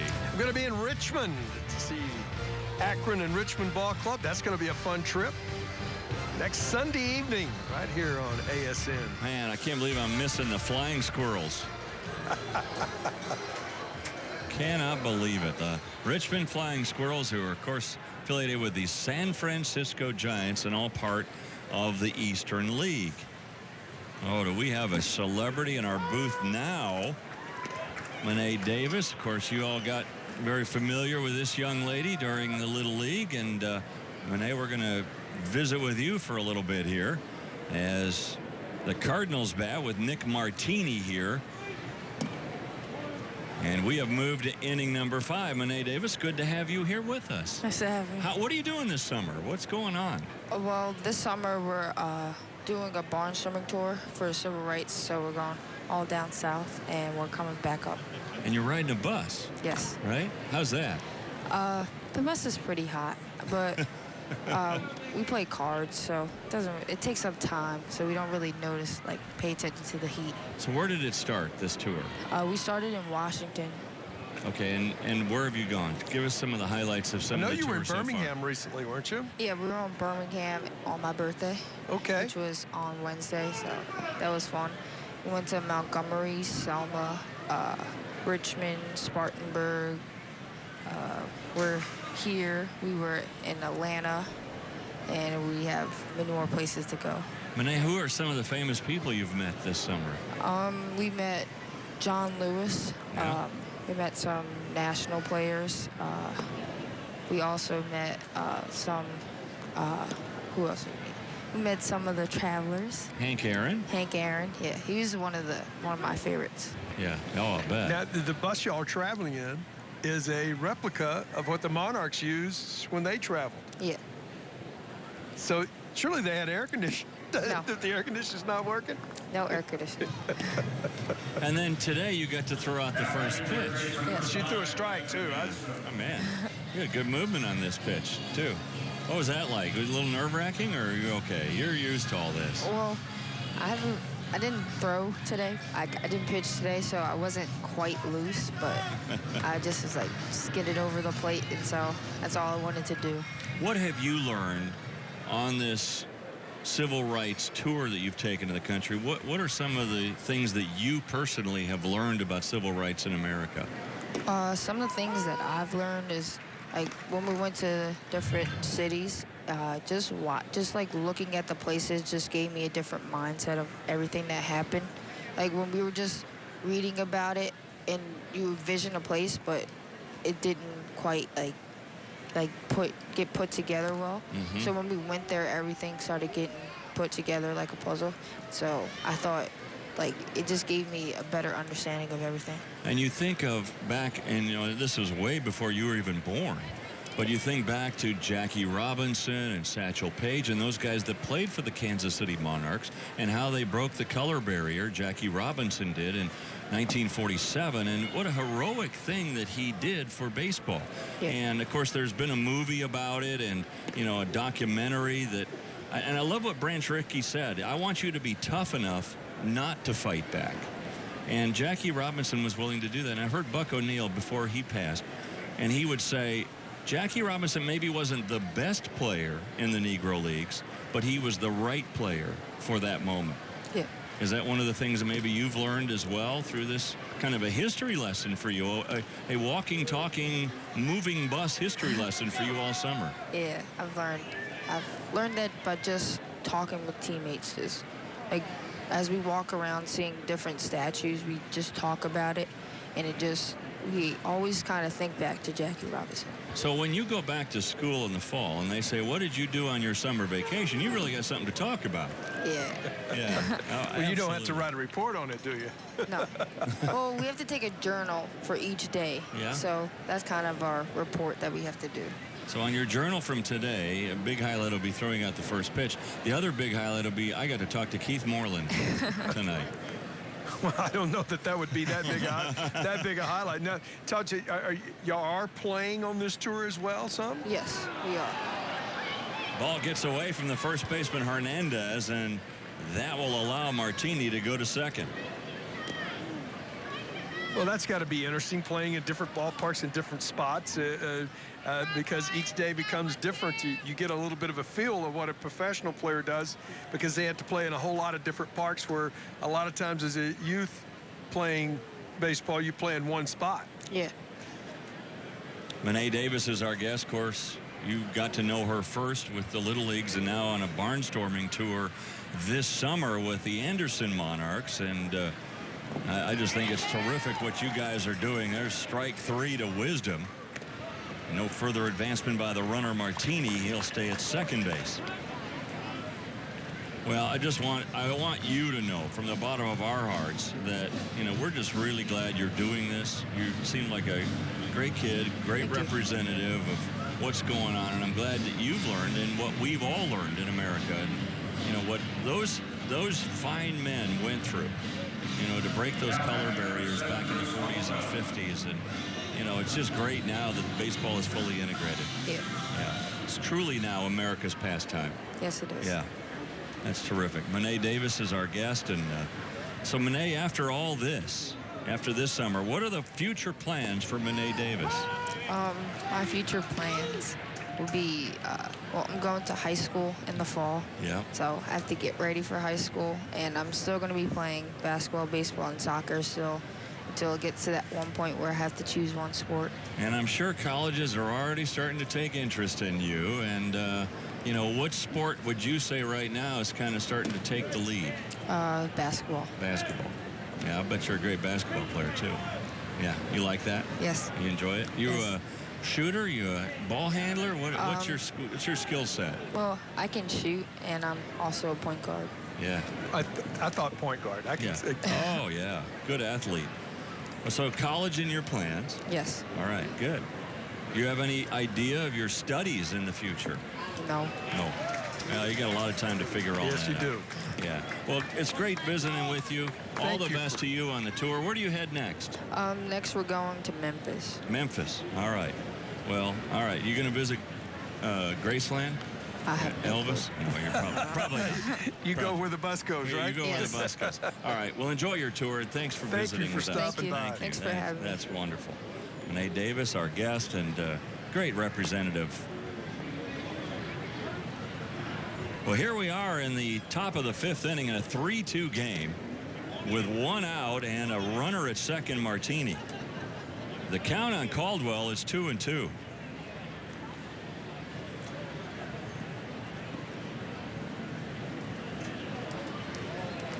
That kid's going places. Oh, I'm telling you. That wonderful young lady. Going places, folks. Remember the name, Monet Davis. You haven't heard the last of it. Swing and a miss, and down goes Caldwell. So back-to-back strikeouts for Santos, and Martini's still stuck at second. This challenged him just with a high heater right here. Get it up around the letters. Couldn't get on top of it. That's good velocity right there. So when you talk about a pitch being up, there are times when it's okay that the pitch is up because it's up out of any kind of a hitting zone. Yeah. Anything that's at the letters up is hittable. I mean, now it's Nolan Ryan and it's 96, 97, 98. Not luck. real hittable. Right. But where you want it unhittable, the shoulders of the high fastball over the plate is unhittable. Right. Especially when they're looking to change eye level. You just cannot get to the top of it. So it's got to be, I always say, under the chin, but above the letters. Again, just think of putting your hands up around shoulder level, folks, and trying to square a ball. It's almost impossible to do. But your eyes deceive you because your eyes see it so well. Oh, I can hit that. Yeah. That's the deception. Breivik Valera is the batter. He's 0 for 2 in the game.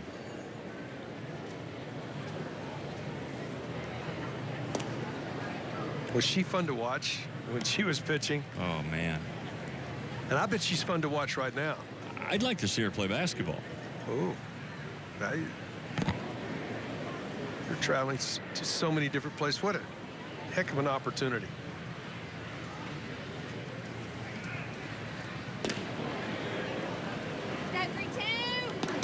I guarantee you, too, just entering high school, She's already had colleges start to inquire. She very easily could make a varsity team this year as a freshman. You're right. A varsity team in college? No, I'm talking about a high school varsity team. Oh, yeah. Did you see that fastball she threw for? Oh, I hadn't thrown today either. Yeah. She just threw a perfect strike from 60 feet 6 inches, by the way. 3-1 now, the count to Valera. So many people throw out that first pitch. They don't go all the way back to the mound. You know, they're just a little intimidated. It looks like a long way. She didn't have any problems. She got right on the rubber and let it go. Strike one. I had the opportunity to do it once, throw out a first pitch at a double-A game in Wichita. Long time ago. Back when I was young. I don't think I've ever been more nervous. It's a little nerve-wracking. Because you just don't want to bounce it. You know, you don't want to look stupid out there. And this one gets by the catcher, Ben Boom. That'll allow Martini to take third on ball 4 to Valera. Our strikes have been a problem for this Travelers club to this point. A team that's built around really good pitching. They have struggled with the strike zone tonight. We've seen a lot of pitches in this game so far. We have 8 walks now between Ellis and Santos. Of course, 7 of those belong to Ellis, including 4 in a row that walked home a run in the third. They've been able to make big pitches to stay in the game. I mean, the Cardinals had very easily could have had this thing blown wide open with as many free passes as they've received. Now here is now the Dominican Alberto Rosario. Runners at the corners. And a breaking pitch that never found the strike zone. Ball 1. 2 outs here in the 5th. Santos at times has a tendency to tip his breaking ball to me. Sort of slows his motion down right at the end. He's a little faster when he's going fastball. Little squibber off the end of the bat, and Hernandez handles that, and that'll do it. Cardinals strand 2 more. They've stranded 9 in the game. We're halfway through. 3-2 Springfield. Minor League Baseball's Sunday Showcase on the American Sports Network is brought to you by CoCareers.com. All aboard. Here we go to the bottom of the 5th inning from North Little Rock and from Dickey-Stevens Park. 3-2 in favor of the Springfield Cardinals with Keith Moreland and our sideline reporter Ashley Bullington. I'm Dave Armstrong watching Ben Boom come up. Ben Boom was the guy responsible for the 2 runs for the Travelers in his second. Well, he got a fastball, first pitch fastball, lefty-lefty matchup. Put a charge into it. Put another charge into that one, but wide of first. Just missing extra bases there. 1-1 the count to Anthony Bemboom. Saw the train going around. A good way to get out to the kids zone and then back to the concession stand. Yeah. Just ride the train. Just ride the train around. Little check swing roller out to Caldwell. 1 out here in the 5th.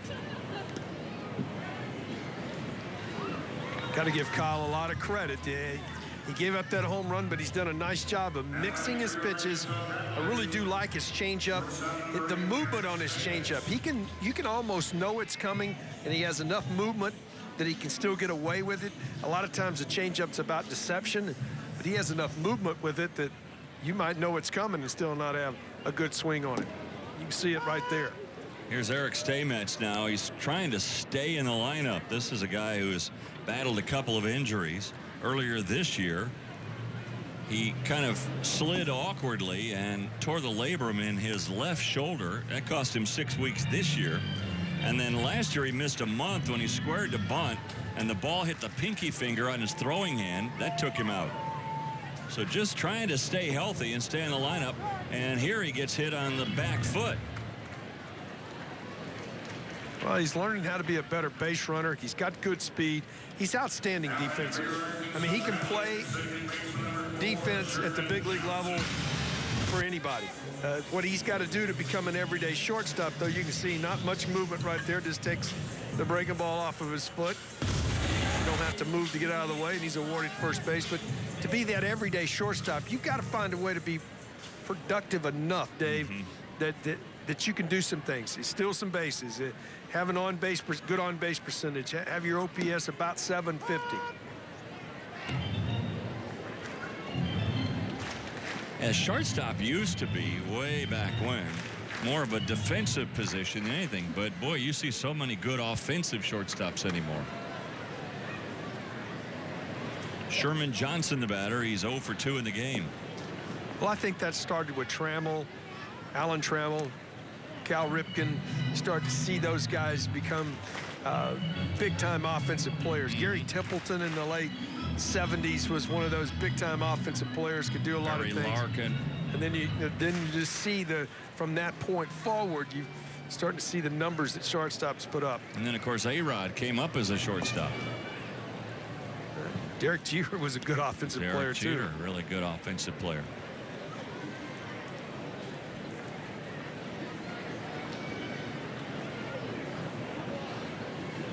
Those first ballot Hall of Famers don't come along all that often. No. We'll toss back to the bag to keep Stamets close. Now, this is where he's got to improve. He's got good speed, but he hasn't developed that knack to read pitchers and become the type of base runner that he's 2 out of 4 at this point. But his speed, he should be 8 out of 10.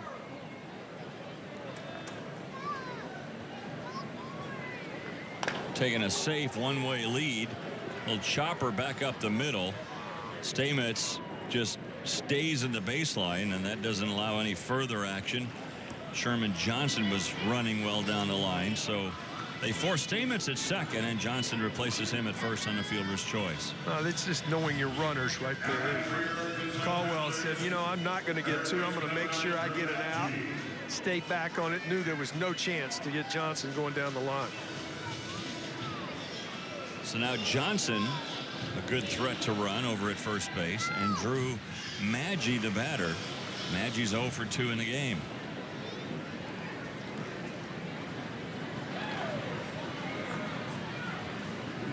And they got him picked. They're going to call a balk. That is a balk. They had him picked, but Johnson gets to go to second on the balk. Well, it's the 45-degree rule. Watch this right here. Watch his right foot as it goes forward right there. It never gets 45. That's about 75% toward the plate, and that's what the balk's called on. It's not he did anything different. You have to go at that imaginary 45-degree angle, and he definitely stepped toward the plate, awarded second base. You get a great chance to see it again here on his feet as he gets ready to go. He'll come set. When he comes set, you don't want to draw a line, but see his feet one more time. You watch that right foot in front. No way that's anywhere close to 45 foot. It was a balk. So a good call on the bases by Ramon Hernandez. So now runner in scoring position. In fact, the tying run at second base. Base hit. Could tie this game up. Infield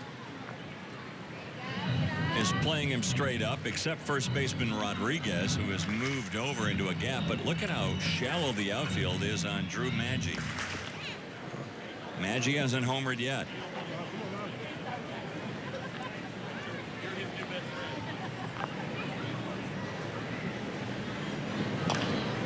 And a tapper foul. The advantage here is Johnson is fast. Number 1. Number 2, there are 2 outs, so he'll be going with contact. Even with a shallow outfield, I expect Johnson to score on a base hit. I do as well. Unless it's one of those line drive, one hops right at an outfielder like Martini there in left, where he can do a really nice job of anticipating the hop and come to the plate quickly.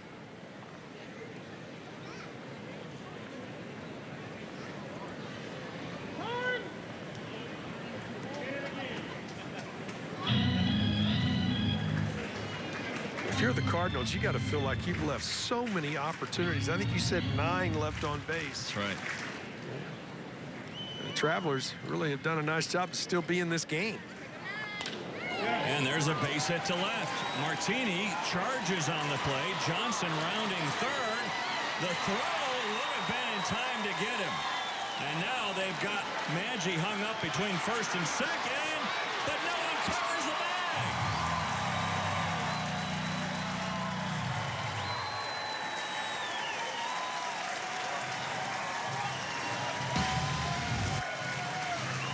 Maggi comes up with the base hit right here to left field, and Martini comes up trying to make the throw.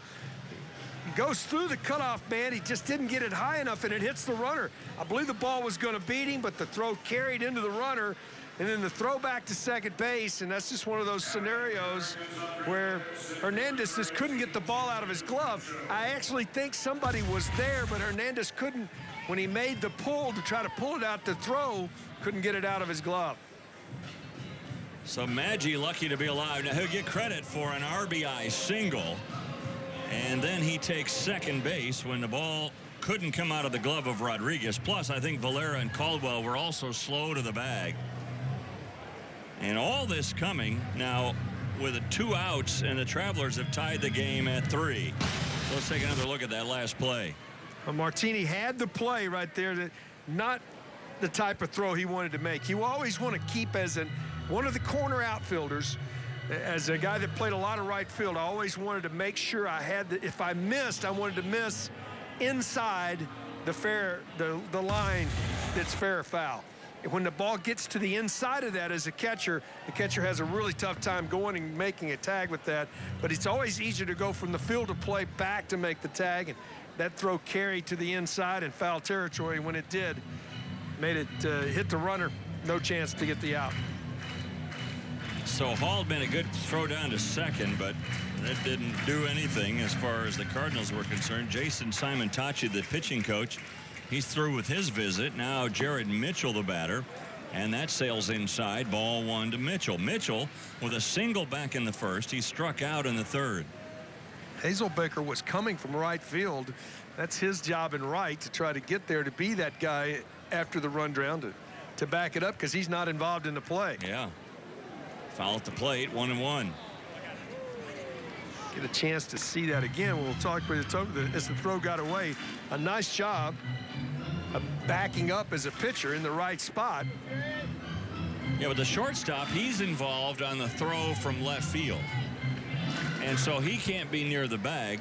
So the second baseman's covering exactly what was supposed to. Caldwell was there to cover. And there's a little looper out to left field, but Martini, playing shallow, comes in to make the play, and that'll do it. The Travelers, though, scratch out a run in the 5th, and after all the walks and everything else, we're tied at 3.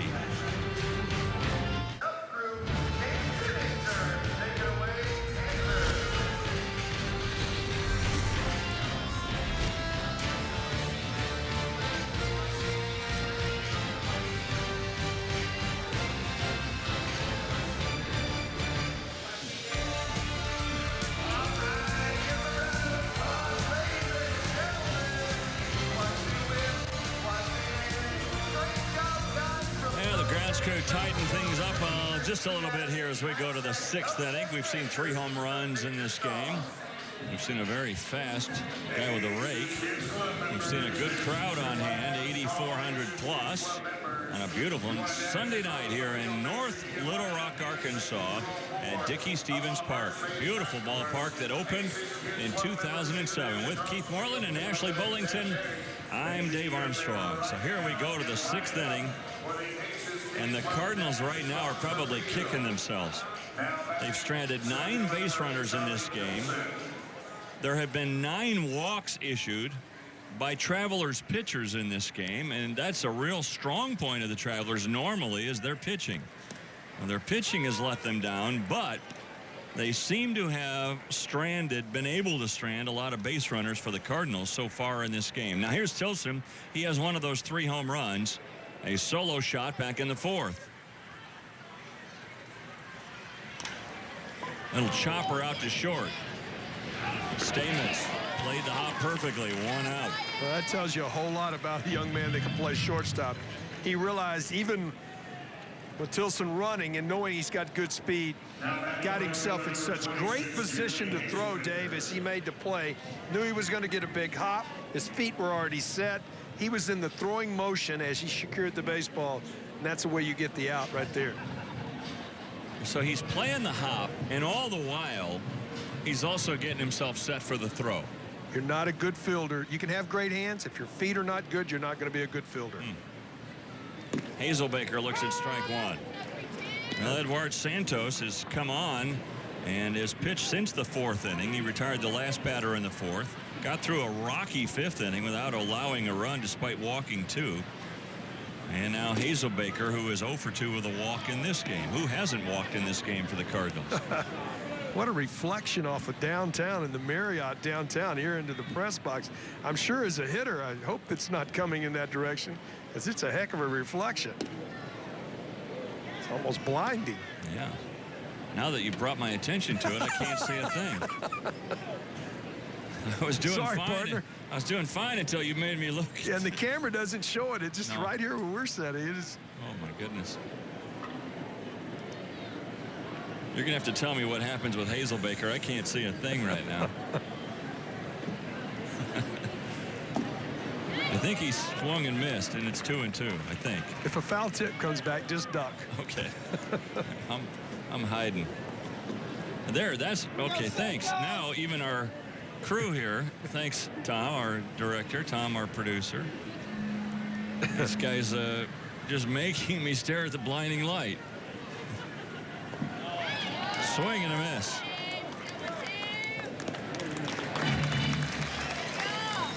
Well, that's the other good thing for Travelers pitchers in this game. They've been able to rack up some strikeouts despite all the walks. Now this looks like almost like a split finger. You can see it go down. I believe that's what it is. It's fork ball or split finger. It had good downward motion. Nice job of blocking and keeping it in front. And now here comes an impossible out tonight. Michael Ullman, who has homered and walked twice.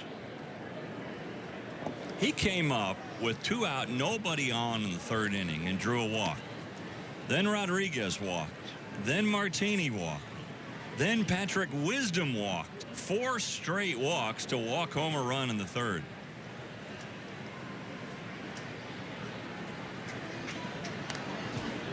Good swing and a fastball, and it's 1-1. Ullman's having an outstanding year, getting the night off behind the plate.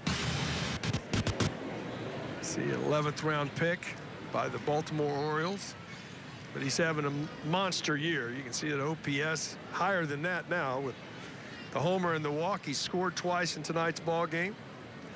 He is a Texas League All-Star. Cardinals are very high on him, a 6'5" catcher that can hit around 300. Those guys usually make it.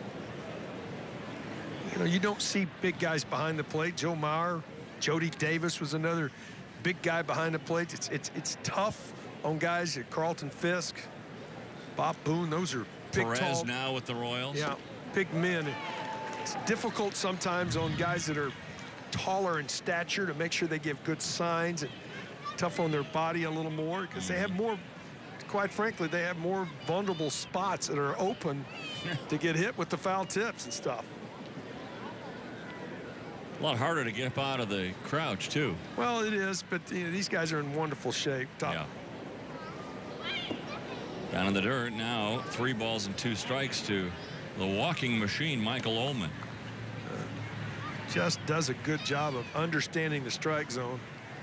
Doesn't chase many pitches out of it. Now, I say that he's liable to chase this split. I would probably go to a split here. I wouldn't challenge him with a heater. Hit a home run almost 400 feet in the 1st inning. He does go to an off-speed pitch, split finger, something of that nature. Had him out in front, did get a piece of it.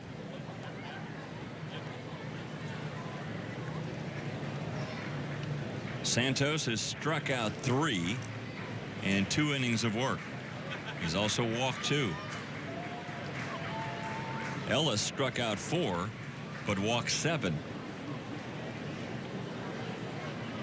The 3-2 pitch, and that gets Ullman looking. Split-fingered pitch that caught the outside edge, And the Cardinals go in order for only the second time in the game. That's an outstanding pitch right here as he comes back. You can see it dip, gets the call on the outer half for the first time, 3 in a row. And a chance to pick up some fresh vegetables.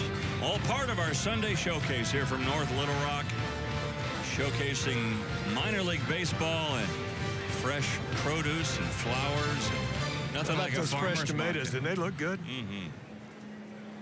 So we go to the bottom of the 6th inning in a tie ball game. Brian Hernandez leading things off. And if you're the Springfield Cardinals right now, you're thinking, how are we not ahead by 5 or 6? Oh, I tell you, it left a lot of guys on base, didn't take advantage of the free passes. Hernandez 0 for 2, and the count's even at 1-1. It's getting to that time of night, twilight. The lights are on here. You have to help each other in the outfield. Really got to.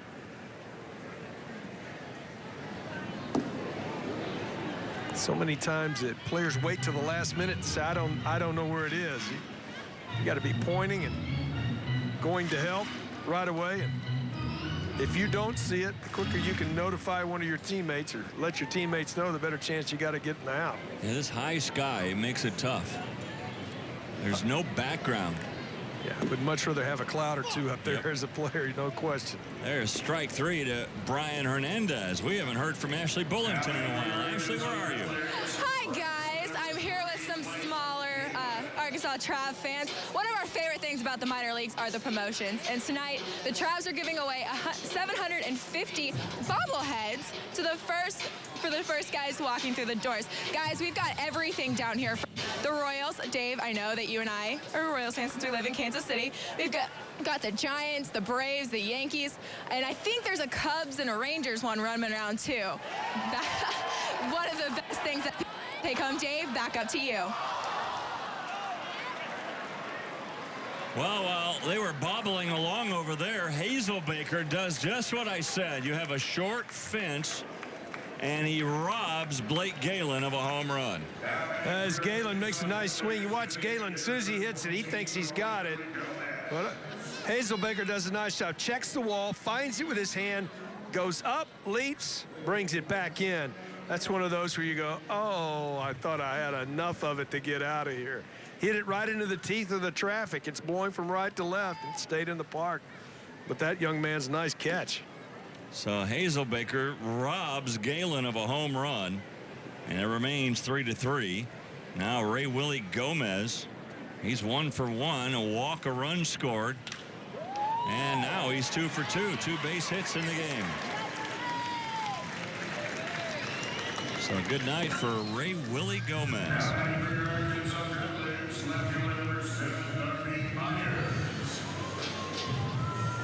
Both these teams do like to run. They like to create. Haven't seen a lot of that in the ball game. We did see a balk earlier. Auld has got an excellent move from a left-hander.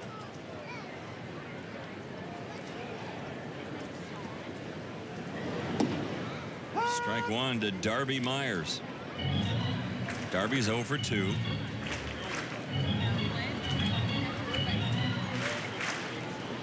Travelers 3-2 in the second half of the season. Oh. You like to see halves, and I've been asked many times, why don't the leagues put things in halves? There's so much difference in personnel most of the time from the first half of a minor league season to the second half, as the number of personnel will change. Things will happen at the above them at the AAA and the big league level where guys are going up, and then you have guys coming back down. So it gives a good opportunity to allow teams to, get too far behind because they don't have all the personnel they need early to compete in the second half. Well, that was a routine play by Hazelbaker, but this one wasn't. Blake Galen gave it a ride, and Hazelbaker takes away the home run, and we remain tied. Well, we go to the 7th in a 3-3 tie. Here's kind of what's going on so far to get you caught up. Tilson's got a home run. Ullman's got a home run. Bemboom has a 2-run home run. Magi has an RBI single. The Springfield Cardinals have stranded 9 in the game. And now another new pitcher for the Travelers. This is Austin Wood. Well, you can see his number 1. He's done a nice job of coming out of the pen. At times can really struggle with his command. You see the walk to strikeout ratio, 24 walks, 25 strikeouts. He's allowed a lot of base runners now. Doesn't allow a lot of hits. And I say that and jinx him and gives up a base hit to the leadoff hitter, but one of the things he's struggled with has just been command. Rodriguez greets him with a single through the hole on the left side. And Rodriguez has a couple of hits tonight. Austin Wood, a 6th-round pick by the Angels from 2011. He is from Alamogordo, New Mexico. Not a lot of baseball. New Mexico is one of those that you don't see a lot of players from New Mexico. And especially from Alamogordo. Fastball in there for a strike. Fastball at 95 miles per hour. 3 walks for Martini. So according to the statisticians, or stats guys, I like to say, because it's a lot easier to say, he hasn't been at the plate yet today. Now he has a chopper. Only play first base and safe at first. Indecision by Hernandez, and Martini's safe at first. Hernandez turned and looked at second first. It's going to be no chance to get that play, and you get a chance to see it again. Is right here. Hernandez should recognize I've only got one chance to get an out. By the time he comes back, did he have the bag? One more time, get a look at it. Did he get a piece of the bag with the ball in his hands? Yes, he did. He got that front part of his toe on the bag before Martini got there. I don't think so. I don't think so. Watch it again. Watch his foot. And it's short of the bag at first. See there? And now it'll slide into the bag there. Well, he still got it. You're right. I thought his toe got there before. He did. You're right, Keith. I saw it at the other angle. That's the perfect angle. He did get him at first, but called safe. So that's an infield single for Martini. And now 2 aboard with nobody out. So Woods really got to bear down and go to work in a tie ball game. Patrick Wisdom, the batter, he's 0 for 2 with a walk. Not a bunt situation to me. I think you let Wisdom swing the bat here. He is squaring, though. And he lays down a good one. Only play first base.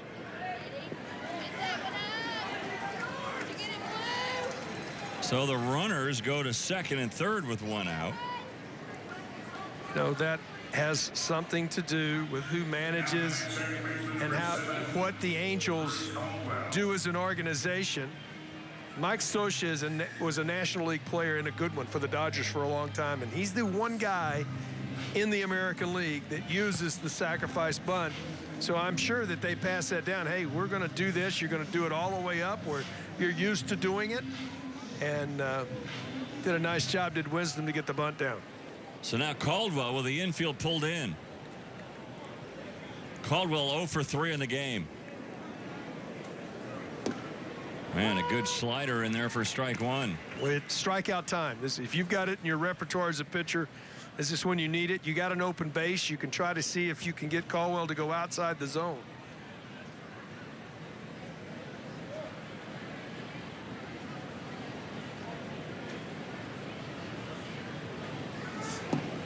Just outside, 1-1 to Caldwell.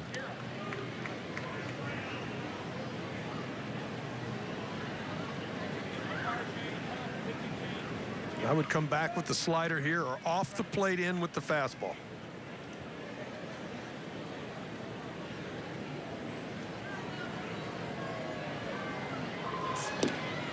We came up with the fastball, and Caldwell couldn't catch up to it.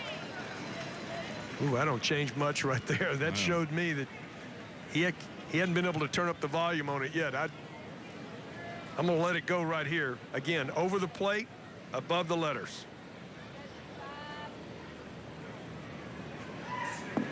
He went down low. 1-2 now the count. Runners at second and third, one out in a 3-3 game. I doubt Rodriguez goes on contact.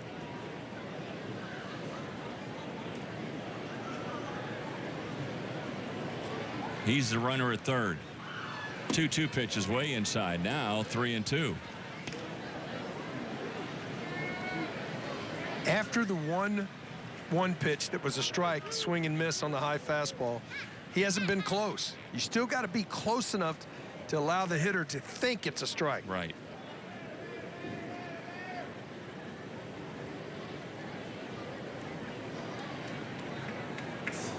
Fastball caught him looking.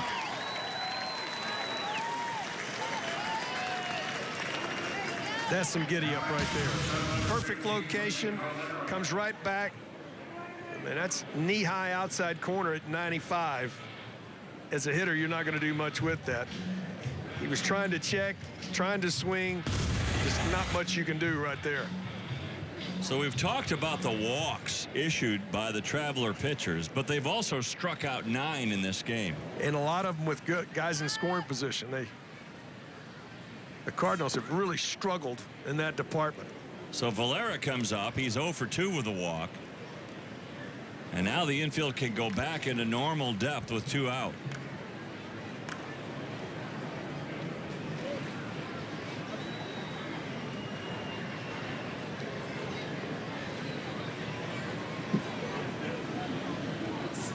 Strike. You got an open base too, so you can do some things maybe a little different than a power pitcher would normally do.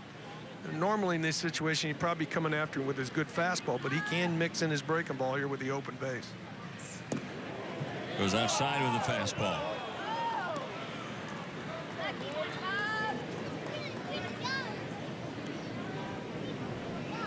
You've got a right-handed batter in Rosario on deck.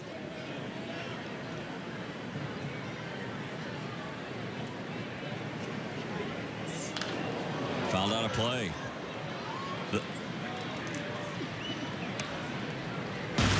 You look at Breivik Valera, signed as a non-drafted free agent and a 2-time All-Star, once in the Midwest League, once in the Florida State League.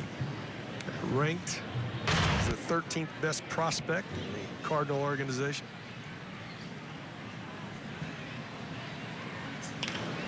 Little squibber past the mound. And a good throw by Stamets.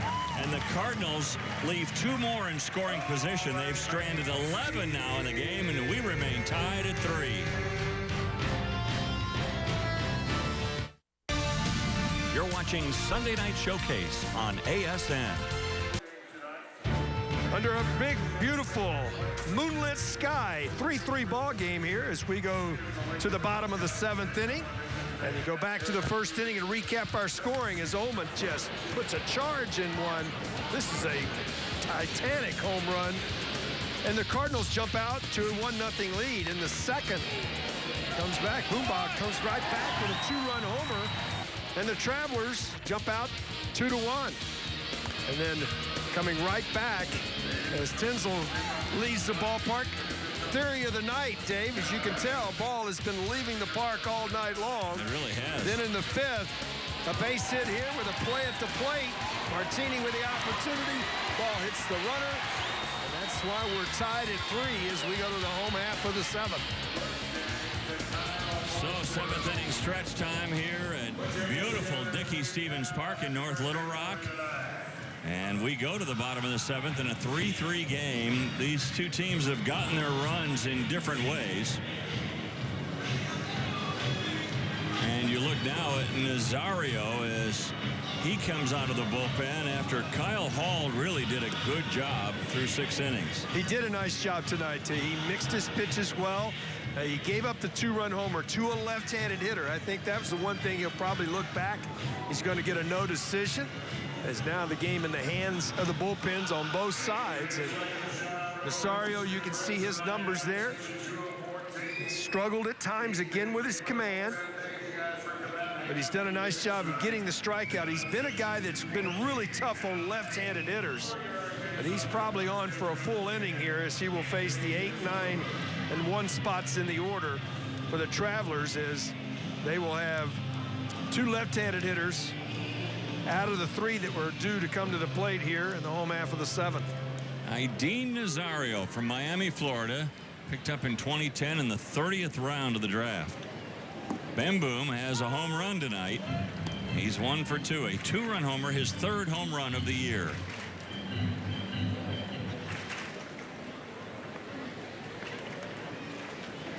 I would think at some point in his life, if not currently, Anthony has certainly developed the nickname Boom Boom. Oh, I would be really sure that he already has picked that up.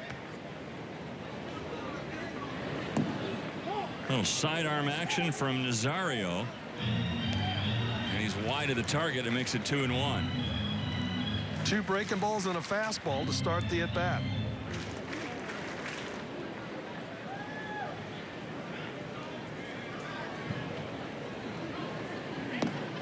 And because of the angle of the camera, and there's really only a very few spots where you've seen the camera directly in line with home plate and the pitcher's mound. So when you see the angle that you show, it always looks like a sidearm left-handed pitcher is really throwing the ball from first base. He's not. And Ben Boom does a good job of hanging in there and squibbing a single in front of Martini in left field. Well, a lot of that is all about the fact that he was able to work the count to get ahead to get a fastball. Stays in there to get his 2nd knock of the night. I'd be real surprised if you're not bunting here to get back to the top of the order. Well, Stamets, who hits about 260 on the year. Stamets hit by a pitch his last time up, and you wonder, do you have any residual thoughts? Stamets, who missed a month last year with a broken finger after trying to square to bunt in a game, and that caused him a month on the sideline.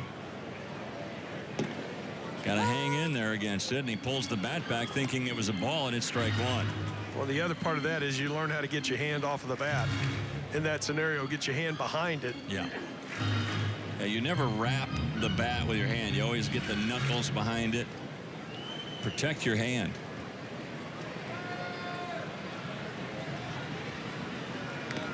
Ben Boom chased back to first.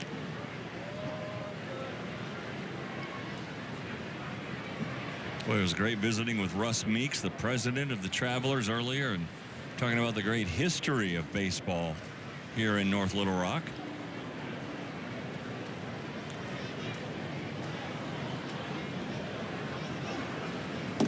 Swinging away. Now 2 strikes on Stamets.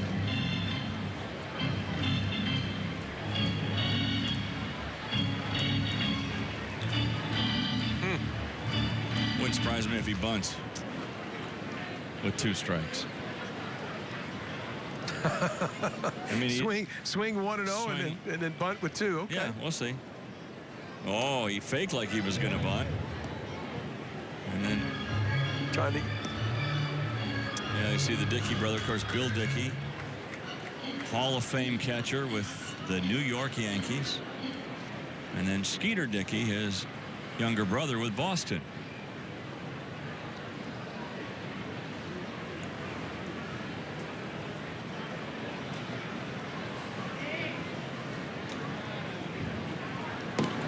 Inside.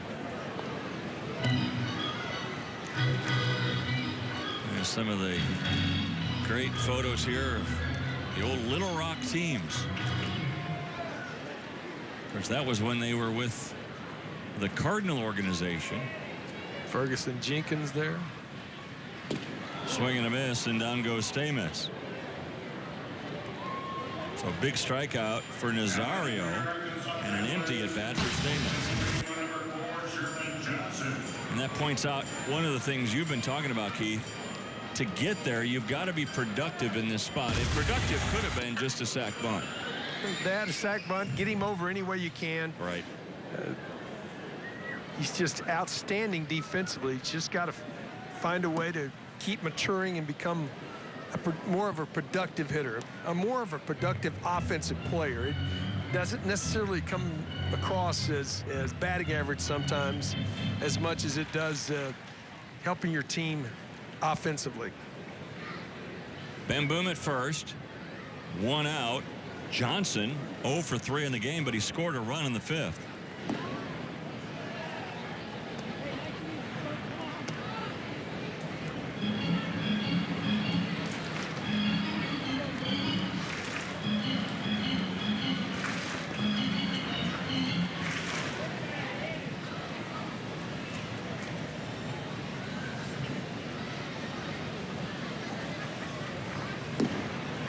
Strike, 2-1.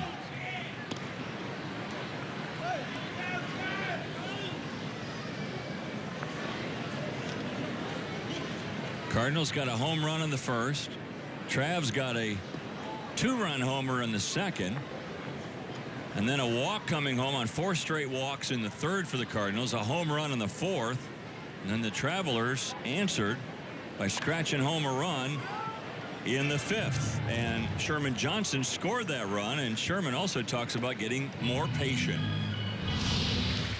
I don't know, I've kind of been like that my whole life. Coming up from high school and then college, our whole offensive system was kind of based around being patient, seeing pitches, and not really missing the one that you do get. So a lot of that was honed in college. I'd have to thank my college coaches for that at Florida State. Florida State, a good training ground for Sherman Johnson and others.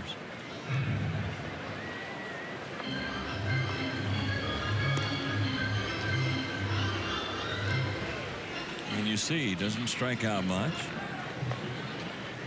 Probably could walk more than he does. But he is a patient guy. I always think leadoff batter should be somewhere in the neighborhood of 400 for their on-base percentage. No question. And they should, and it's hard to do, should have more walks than strikeouts. Good patience there on that sweeping breaking ball. And now full count. Let's see what happens with Ben Boom, who is a catcher. He's going to go. Swing and a miss. Down he goes. And the throw goes on into center field, but Ben Boom didn't pick up the ball quickly enough, and he'll stay at second base. So he'll get a stolen base, Ben Boom. And Johnson out on strikes. As he was off right here, this is more of a situation. Don't get picked off and go, and then all of a sudden your hitter doesn't make contact. The throw was in the dirt, couldn't be picked right there. Don't get the, if he gets the pick right there, Lara could have got the out, but he just couldn't pick the short hop, and now you have a runner in scoring position. The same scenario we had in the 5th when the Travelers tied it up. That's when Maggi came through with that base hit. Martini's throw wide of the target would have been on time if it was right on target, but he threw into the runner Johnson, who kicked the ball away from the catcher Rosario. Not on purpose, just inadvertently it hit him and ricocheted away from Rosario. That allowed Johnson to score.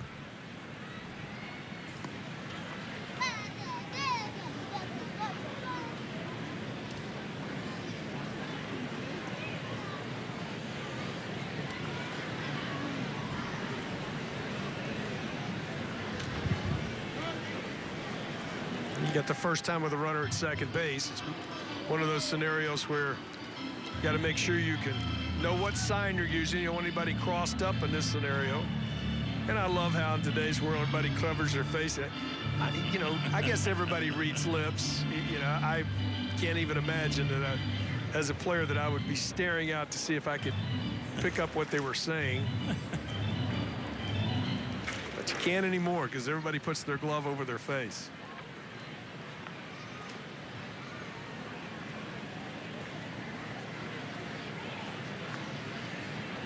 Again, outfield playing pretty shallow against Maggi. Down low, ball 1.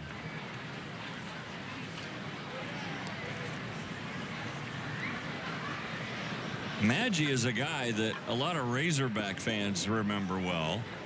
He hit a game-winning home run in Game 2 that sent Arizona State to the College World Series in 2010. But now that he's with the Travelers, it's all good. He's a scrappy ball player. He's one of those guys that his uniform's always dirty. He's always giving you a good, solid at bat every time he goes out there. He's already made a good defensive play, can play all over the field. Was originally in the lineup tonight as a left fielder, ended up at third base, made a big play in the first inning. Keep that first inning from being a big inning. High fly ball right field, shallow right. Hazelbaker coming on, and that'll do it. So the Travelers can't cash in the lead single, and we go to the 8th, still tied at 3.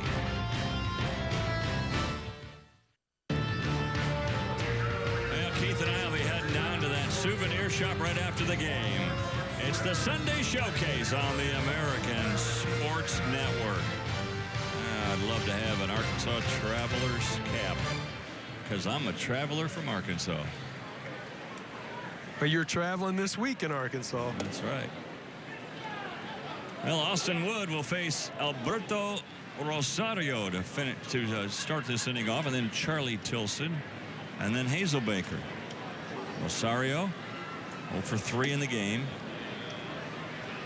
Austin Wood, who got hurt in August of 2013, underwent Tommy John surgery.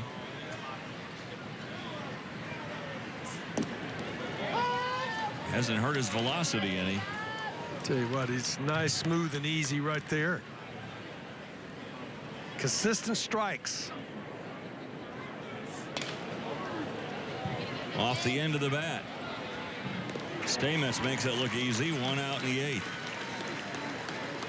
Every time I think of that Tommy John surgery, I think of Tommy John when he said he went under the knife and told the doctor he wanted a Ryan fastball. And he said, I got it, but it was Mrs. Ryan. Well, I tell you what, it has changed the game of baseball. Well, here's Tilson. A home run and 4 at-bats tonight. Good fastball. And that one hit 98 on the radar gun here. 98.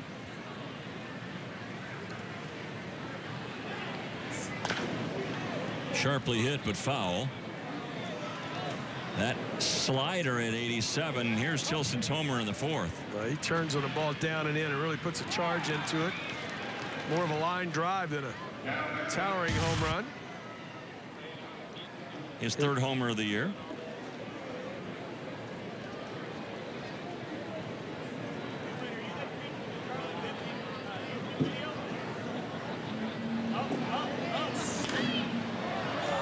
Laid on that fastball at 99. Well, that's what the Cardinals are looking at. Good athlete. Tilson's one of those guys. He's a good defender. He's got really good speed.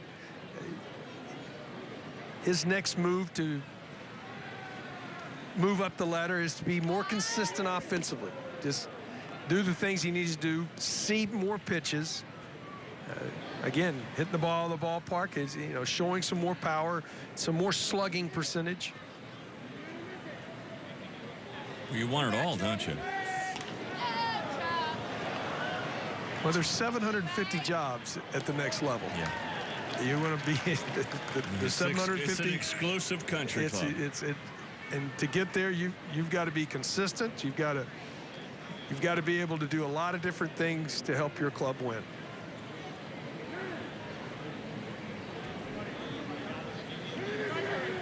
The 1-2 pitch is hit in the air to center field. Mitchell hardly moved. 2 out.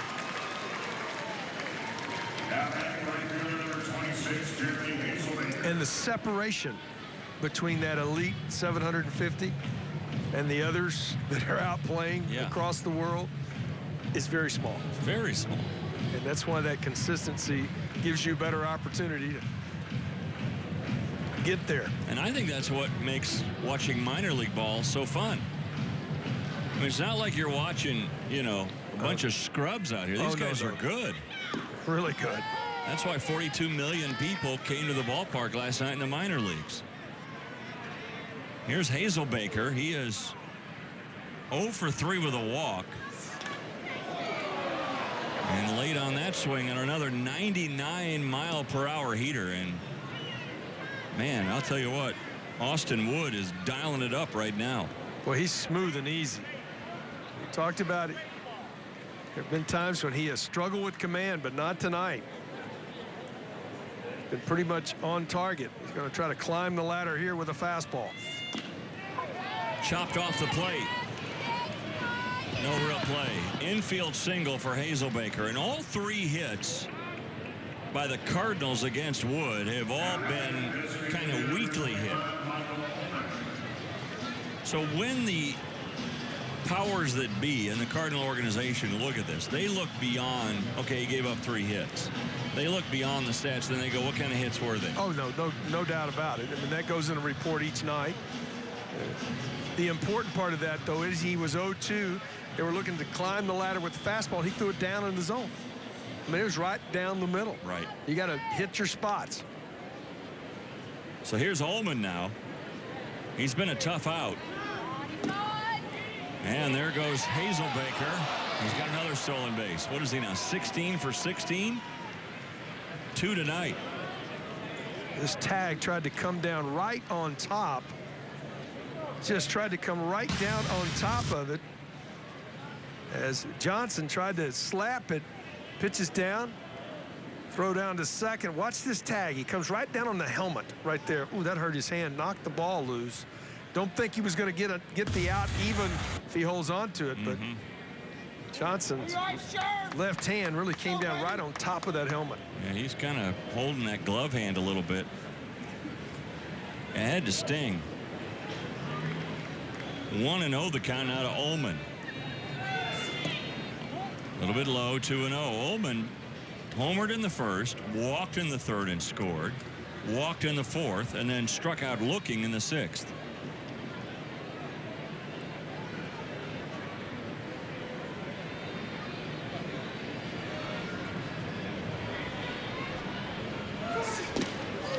There's a strike.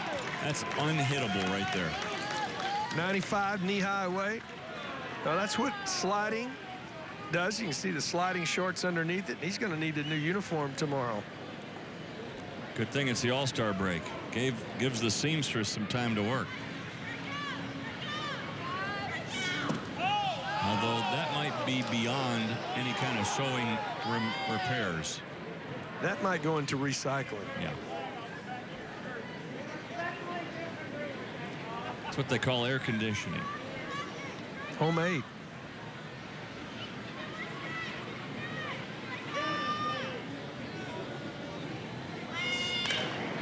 Line drive. That's a base hit. Here comes Hazelbaker to score, and that makes it 4-3 Cardinals.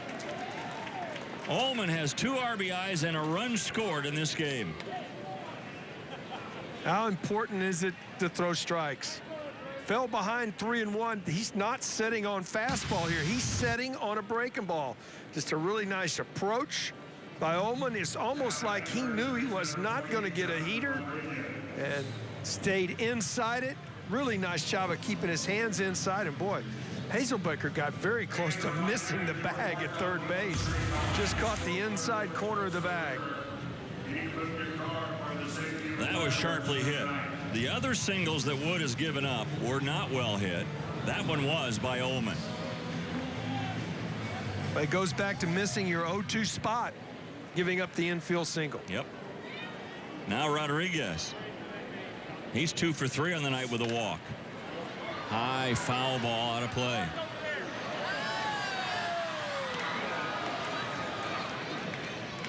Dave, we've seen it so many times tonight that the Travelers have gotten the first 2 outs of the frame and given up runs. That's right. Happened in the first. Happened in the third. Happened in the third when they walked 4 straight batters. Happened again in the fourth. It did. So 1, 3, 4, and 8. So all the runs scored by the Cardinals have come when there were 2 out, nobody on. And then the rally started. Good breaking ball that time at 83 miles per hour, and that buckled Rodriguez, and it's 1-2.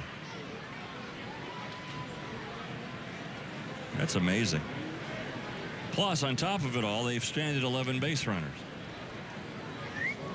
So they've had opportunities galore in this game. Swing and a miss, and down he goes, and that'll do it. But the Cardinals, with 2 out, nobody on, get a little squib hit by Hazelbaker, and then Ullman. Does a nice job on a breaking ball in a 3-1 count. Stays inside it, drives it back through the box to give the Cardinals the lead. Hey, fans, are you ready to check out your team your way? You can check out the all-new AmericanSportsNet.com. Great storytelling, features on players and teams across the minor leagues and colleges that you care about. AmericanSportsNet.com.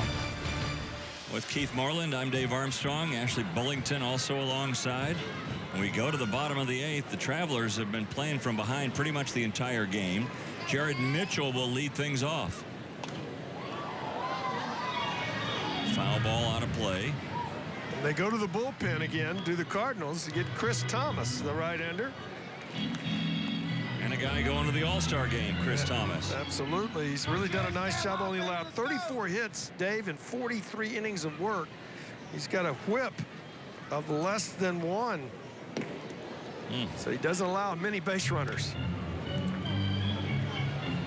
Now you look at the numbers on Chris Thomas this year, and that strikeout to walk ratio. Oof.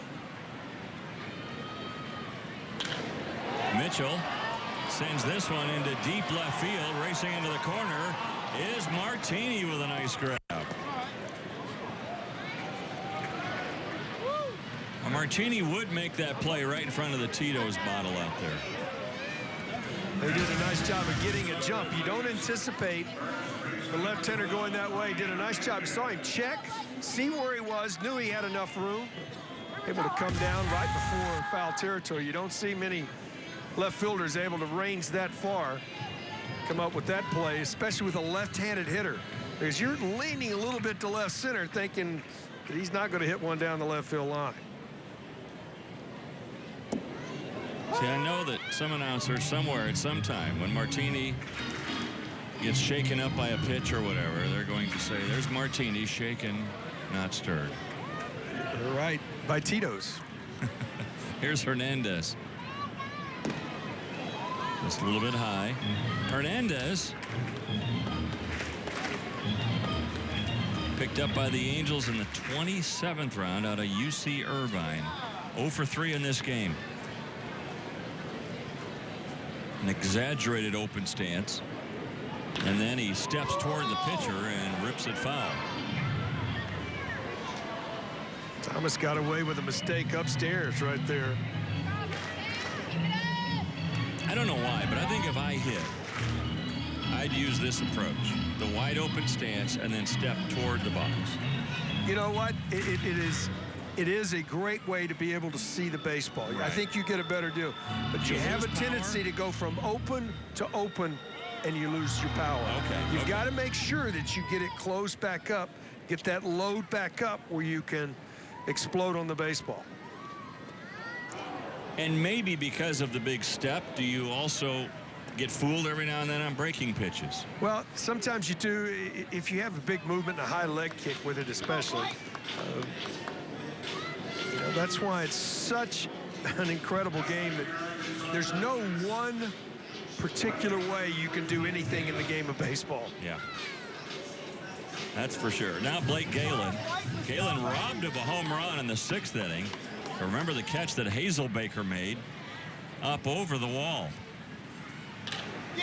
And he rips one into right center field for a base hit. So Galen aboard with a 2-out single. Let's see if the Travelers can turn this into some kind of run. You can see Galen right there. He's an Independent League Player of the Year in 2012. And I tell you what, he's hit 3 out of the 4 times tonight. He's hit balls right on the button. And he's been robbed of a home run. turned on that good fastball there. Now, can he get a bag? This is when you might be able to try to find a way to get into scoring position here quickly. Galen played 2 years at UNLV and also pitched with 4 starts. He pitched in 16 games for the Runnin' Rebs. Well, he needs to be running right now. Ray Willie Gomez is 2 for 2 with a walk. Gomez serving as the DH, switch hitter, pops it up into foul territory, and, well, Patrick Wisdom let it go, and he's not happy with himself. Tough play. He couldn't find the baseball and then looked for the wall. And then when he went back and looked up after he looked for the wall, it was one of those scenarios where he lost the baseball by the time he could come back, couldn't make the play. Boy, that's anytime the ball comes down in the field of play and you don't get an out, it's an advantage for the hitter. So see if that doesn't, hope that doesn't come back to bite him.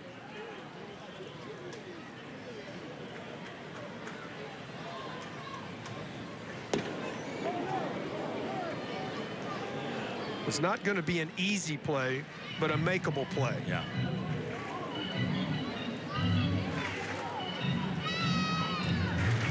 Yeah, that's one. If Wisdom's being self-critical, he's going to come back and say, I should have made that catch.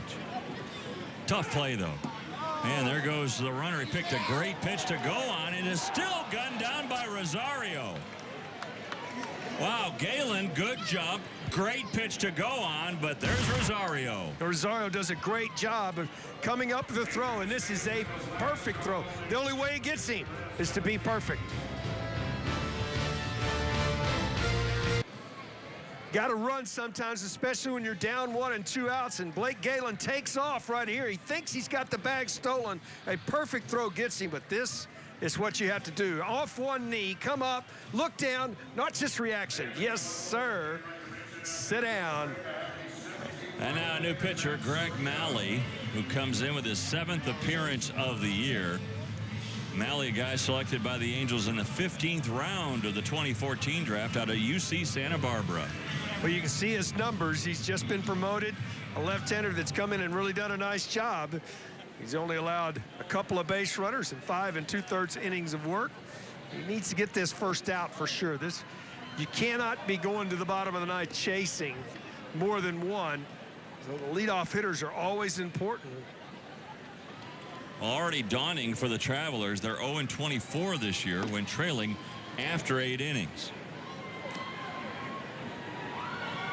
Meanwhile, the Springfield Cardinals, they're 25-1 when they had the lead after 8. Martini the batter, and he gives this one a ride to center field. Mitchell on his horse stops just in front of the warning track to make the grab.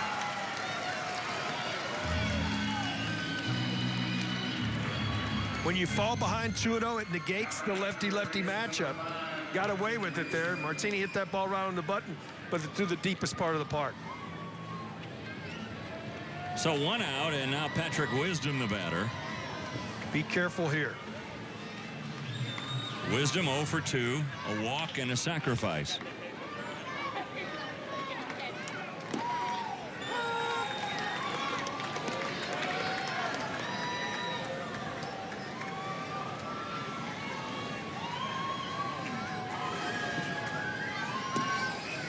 One of the things that Wisdom worked on in extended spring training is to shorten his swing. Boy, has it worked. Had well over 300 in the month of June with 7 home runs. You know what that does for you when you shorten your swing? It allows you to wait longer and brings in right field into play. When you have a long swing, a lot of times the only place you've got to hit the ball is a pull hitter because you got to start early and pull.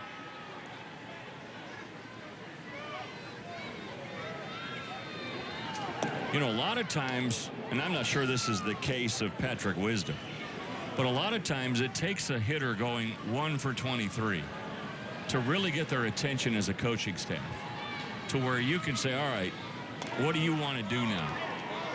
Because you just went 1 for 23 and you're really scuffling here, and you really get their attention and they're willing to listen at that point. Now, again, I'm not sure. Oh, there's no this is a humbling game. Yes, and you get is. humbled. Oh, man. That time over the top. Did you notice that, Mal? We've had 6 different release points. Okay. He's been sidearm, 3/4 arm, over the top.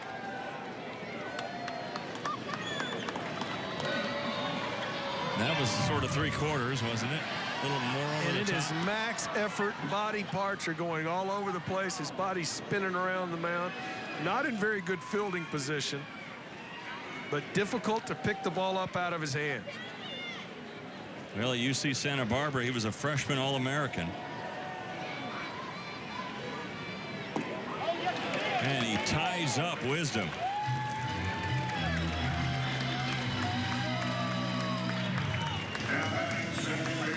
You like to see guys having fun. He's out there doing everything he can do, and his main goal is just to get outs. 11 strikeouts for the Travelers pitching staff tonight.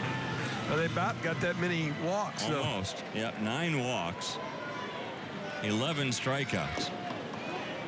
So at the end of the game, when you're writing up your report, do you say the pitchers were great, or do you say, boy, we walked a ton? We were very inconsistent tonight. we used a lot of pitches. Okay. Here's Caldwell. He struck out twice tonight. But it would also go into my report that we were very good. We got beat in the ball game at this point, unless we can find a way to come back.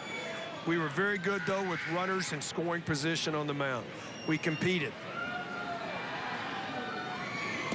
And now, coming from down under, 2-1.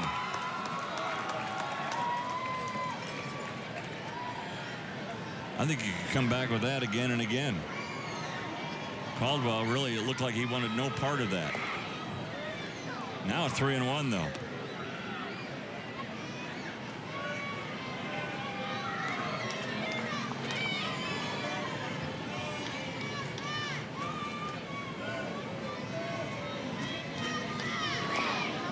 Check swing, foul ball. All right, check out all the motions.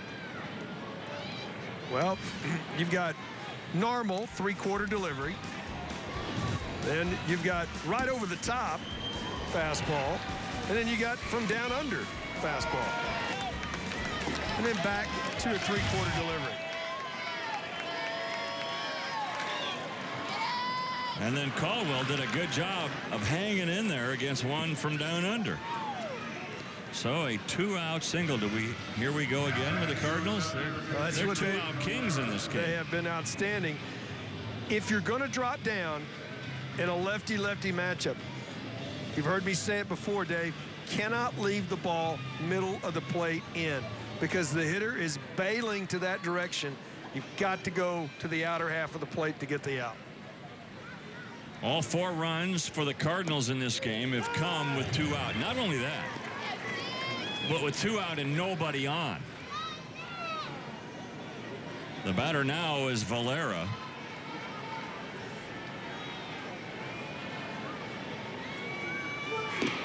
Outside, 1-1 to Valera, who's 0 for 3 in the game. From Venezuela.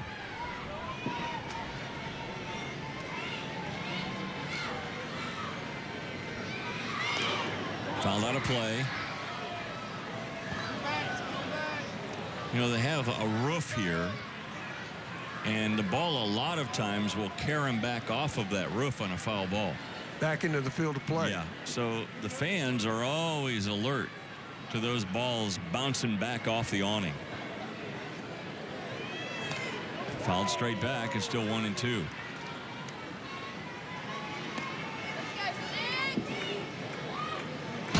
Well, when he delivers the ball right here, he's just bodies flying around reminds me a little bit of Dave Righetti, Yeah. who was never in much position because he was a max effort guy as well from the left side. I mean, he's spinning out like a top. That one goes inside and almost hits Valera.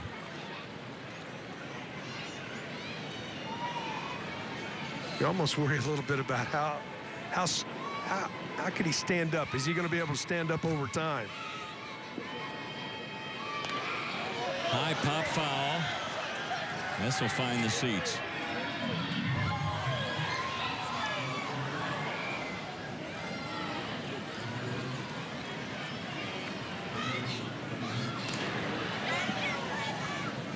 We haven't seen any kind of move to first base.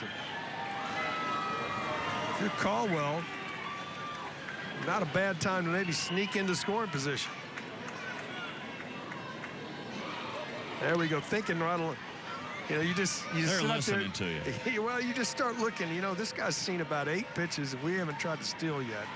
I had no idea we had an affiliate on the mound on the American Sports Network. They're listening to Keith Moreland. And there goes one into deep left field. Myers going back, looking up, and it's gone. Some insurance runs as Valera hits his first home run of the year. And for the 5th time in the game, 2 outs, nobody on, and the Cardinals find a way to score.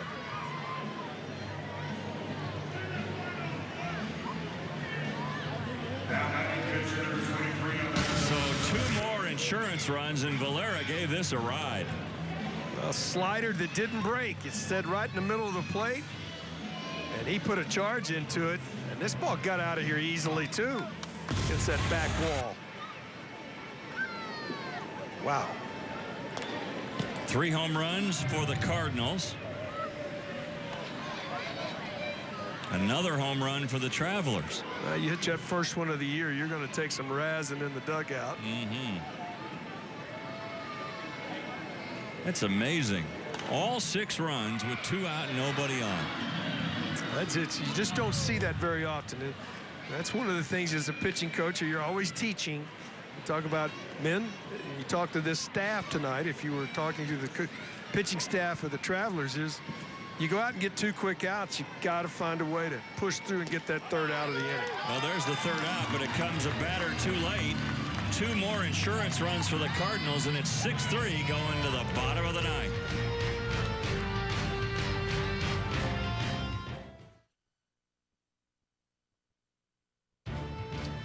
Well, a week from today here on the American Sports Network, the Rubber Ducks taking on the Flying Squirrels. Just for the names alone, you can't miss this. 6 o'clock Eastern in the start of the game from Richmond, Virginia. Double-A ball from the Eastern League. That's next Sunday. So we go to the bottom of the 9th inning. Springfield leading 6-3 the score. And we have another new pitcher in Kyle Bearclaw. Good fastball. He comes out of the bullpen with an impressive array of talent. Well, he's got a good slider to go with it. See, 1-0 record. He has 5 saves to this point in the season.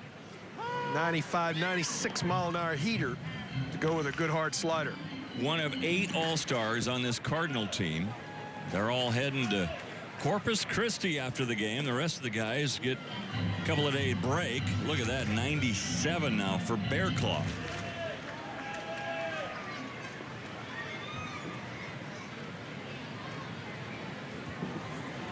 Eight Travelers will go to the All-Star game, and 8 Cardinals, 98. 1-2 the count to Ray Willie Gomez. Let's go, baby.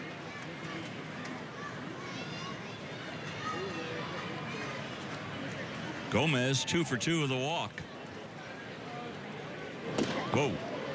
You don't want to get hit with a 96 mile an hour heater. Yeah, you're doing a little 2-step right there. Yeah. Even though you need to be a base runner. Right. But your instincts. Oh, yeah. Your eyes and your brain are going, get out of the way.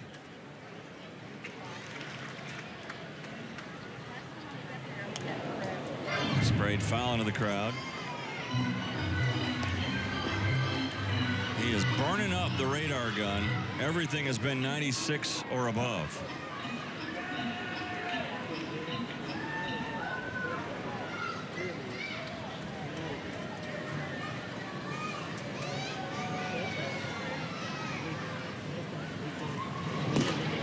Way too high. What's it like catching a ball thrown that hard? You know what? It's reaction. You know it's hard. Yeah. You know it's harder than normal, but it's just reaction. You just allow it to come to you. You're wearing a pad. There's no question that you're wearing a little extra padding in your mitt, and you want to catch as many of them in the pocket as you can. When I was a kid, my dad would throw hard. I always try to catch it in a web. Well, with a regular glove, not a catcher's mitt. The catcher's mitt's got a deeper little pocket right inside the web that is you can't feel. But if you catch it a little bit more on the palm, you hope you got a little pad in here. Well, pinch runner at first base for Gomez.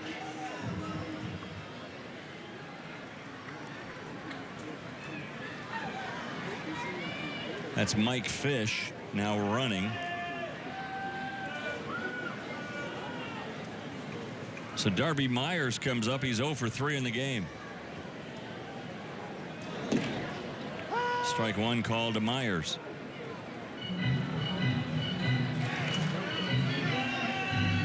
Myers 0 for 6 in the series. Originally a 4th-round pick, Myers, by the Phillies in 2006. He's a high school kid then.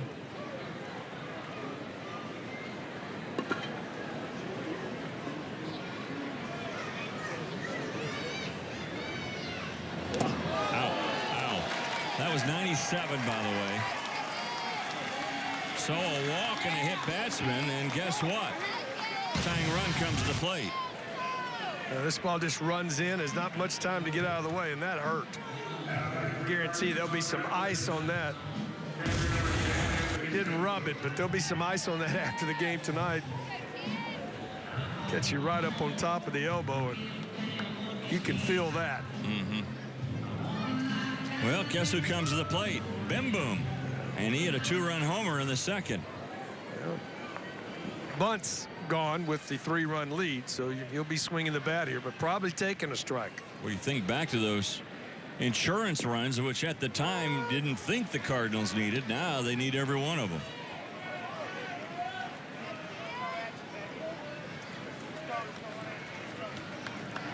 Guy throws really hard, short, quick swing. You want to be real compact with your swing and try to stay on top of the baseball with a short, quick swing. Oh, and then he comes back with a slider. Well, here's what he did back in the second inning. Got a fastball middle of the plate in, really dropped the hit on it, and drove it out of here. He got it out before Hazelbaker could get back there to get it. Because he took one away later in the game.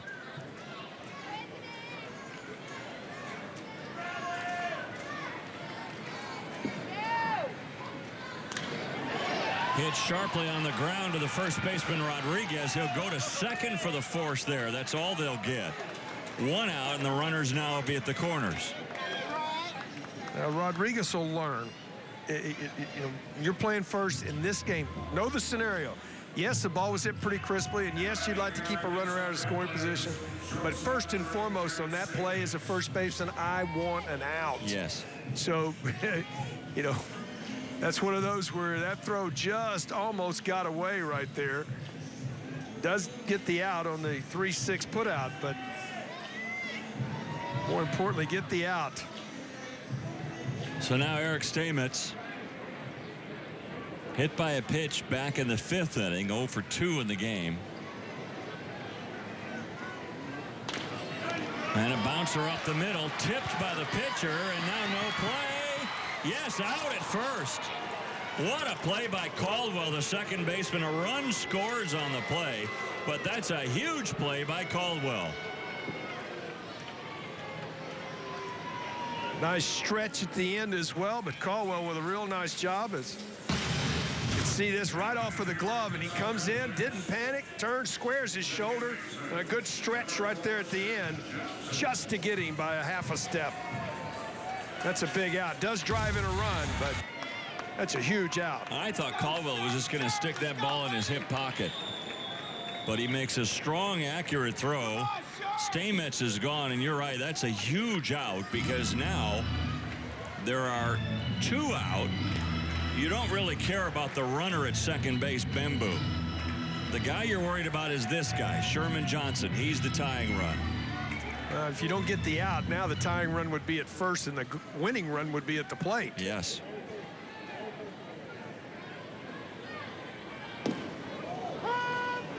Stamets will get credit for an RBI on that. But a big play by Caldwell. It's a whole different scenario, isn't it, if it's first and second? Oof. And only 1 out? And back to the top of your order. Yes. Now it's 1-2 on Johnson. Well, if I'm catching, I'm going to the slider right here. Try to drop it on Johnson's back foot. You showed him 3 fastballs in a row. I'd pull the string on him right here. His slider's about 83. His fastball's 97, 98. Guess what he did? Exactly what you predicted, Mr. Moreland. Well, he was set up for the pitch, and not that Johnson was going to get to it, but a real nice job of coming back and making big pitches when he needed to. Boy, he certainly did that. So Bearclaw gets the strikeout to end the game, and the Cardinals win their 3rd straight in the series. Travelers get a run in the 9th inning, but no more. A slider down and in, and Johnson strikes out to end the game, and we'll be back to wrap things up from Little Rock in a moment. Well, our summer of fun continues here on the American Sports Network on our Sunday showcase. The Cardinals, they come up with a 6-4 victory, and those 2 runs they got in the 9th inning on a 2-run homer. That proved to be the difference in this game. 6-4 our final. With Keith Moreland, I'm Dave Armstrong. And Keith, this was one of those games where the Cardinals just kept plugging away. 2 out, nobody on, didn't matter to them. 5 different times in this game, they came through with runs. And they did it in a lot of different ways. They did it via the home run. Obviously, the 4 walks in the inning led to one of the scores. But the 2-run homer in the top of the ninth separated this game. And what looked like, to me, one of those types of games where Arkansas pitched pretty well, but they couldn't make the big pitches when they needed to secure the victory. Yeah, they walked a lot of guys. They struck out a lot of guys, but you're right. The big pitches just didn't come through. So let's check out some of the highlights of this game. And home runs galore. Well, you just see it. Ullman right here in the first inning puts a charge in one. Come right back. Ben Boo comes right back, and it's a 2-run homer for the Travelers. And just like that, we got a 2-1 ball game. And then the inability to throw strikes leads to a run to tie the game. And then right back here comes Tinsel, and he comes up with a solo homer, and it's a tie ball game. Yeah, that was a good home run by Tilson, and then here come the Travelers again. They scratch home a run, and a base hit by Maggi. Johnson scores as the throw goes a little bit wide of the target. Then in the 8th inning, guess what? 2 out, nobody on, doesn't matter. Ullman, who had a big game, he comes through with an RBI single to give the Cardinals the lead. And then in the 9th inning, Valera hits his first home run of the year. Well, he gets a 2-2 pitch. It was a slider that stayed up, and he put a charge in it. And that separated the game, made it a 6-3 ball game. And then the Travelers tried to come back in that 9th inning, but a great play right here to secure the victory. It did lead to a run, but that play right there was separated the game. It did, and then the strikeout to end the game. And you look at this game, and you look at the time that we've had here in Little Rock, and as always, the time that we've had is cooler than the game itself. The game was great, terrific. A lot of pitching, a lot of hitting, a lot of different things happening. But we always have so much fun on these Sunday showcases. And there's no doubt about it. It shows you what minor league baseball is all about, and the fun in the different part of the country. We've seen it in Florida, now we see it here in the center part of the country. Little Rock put on a heck of a show tonight with great fireworks going on right now. Well, we can't thank the Travelers and their organization enough for their hospitality to the American Sports Network here tonight. So for Keith Moreland and Ashley Bullington and our entire crew, I'm Dave Armstrong. For scores, highlights, features, and more, go to AmericanSportsNet.com. This has been a presentation of ASN, the American Sports Network. Your teams, your passion, your network.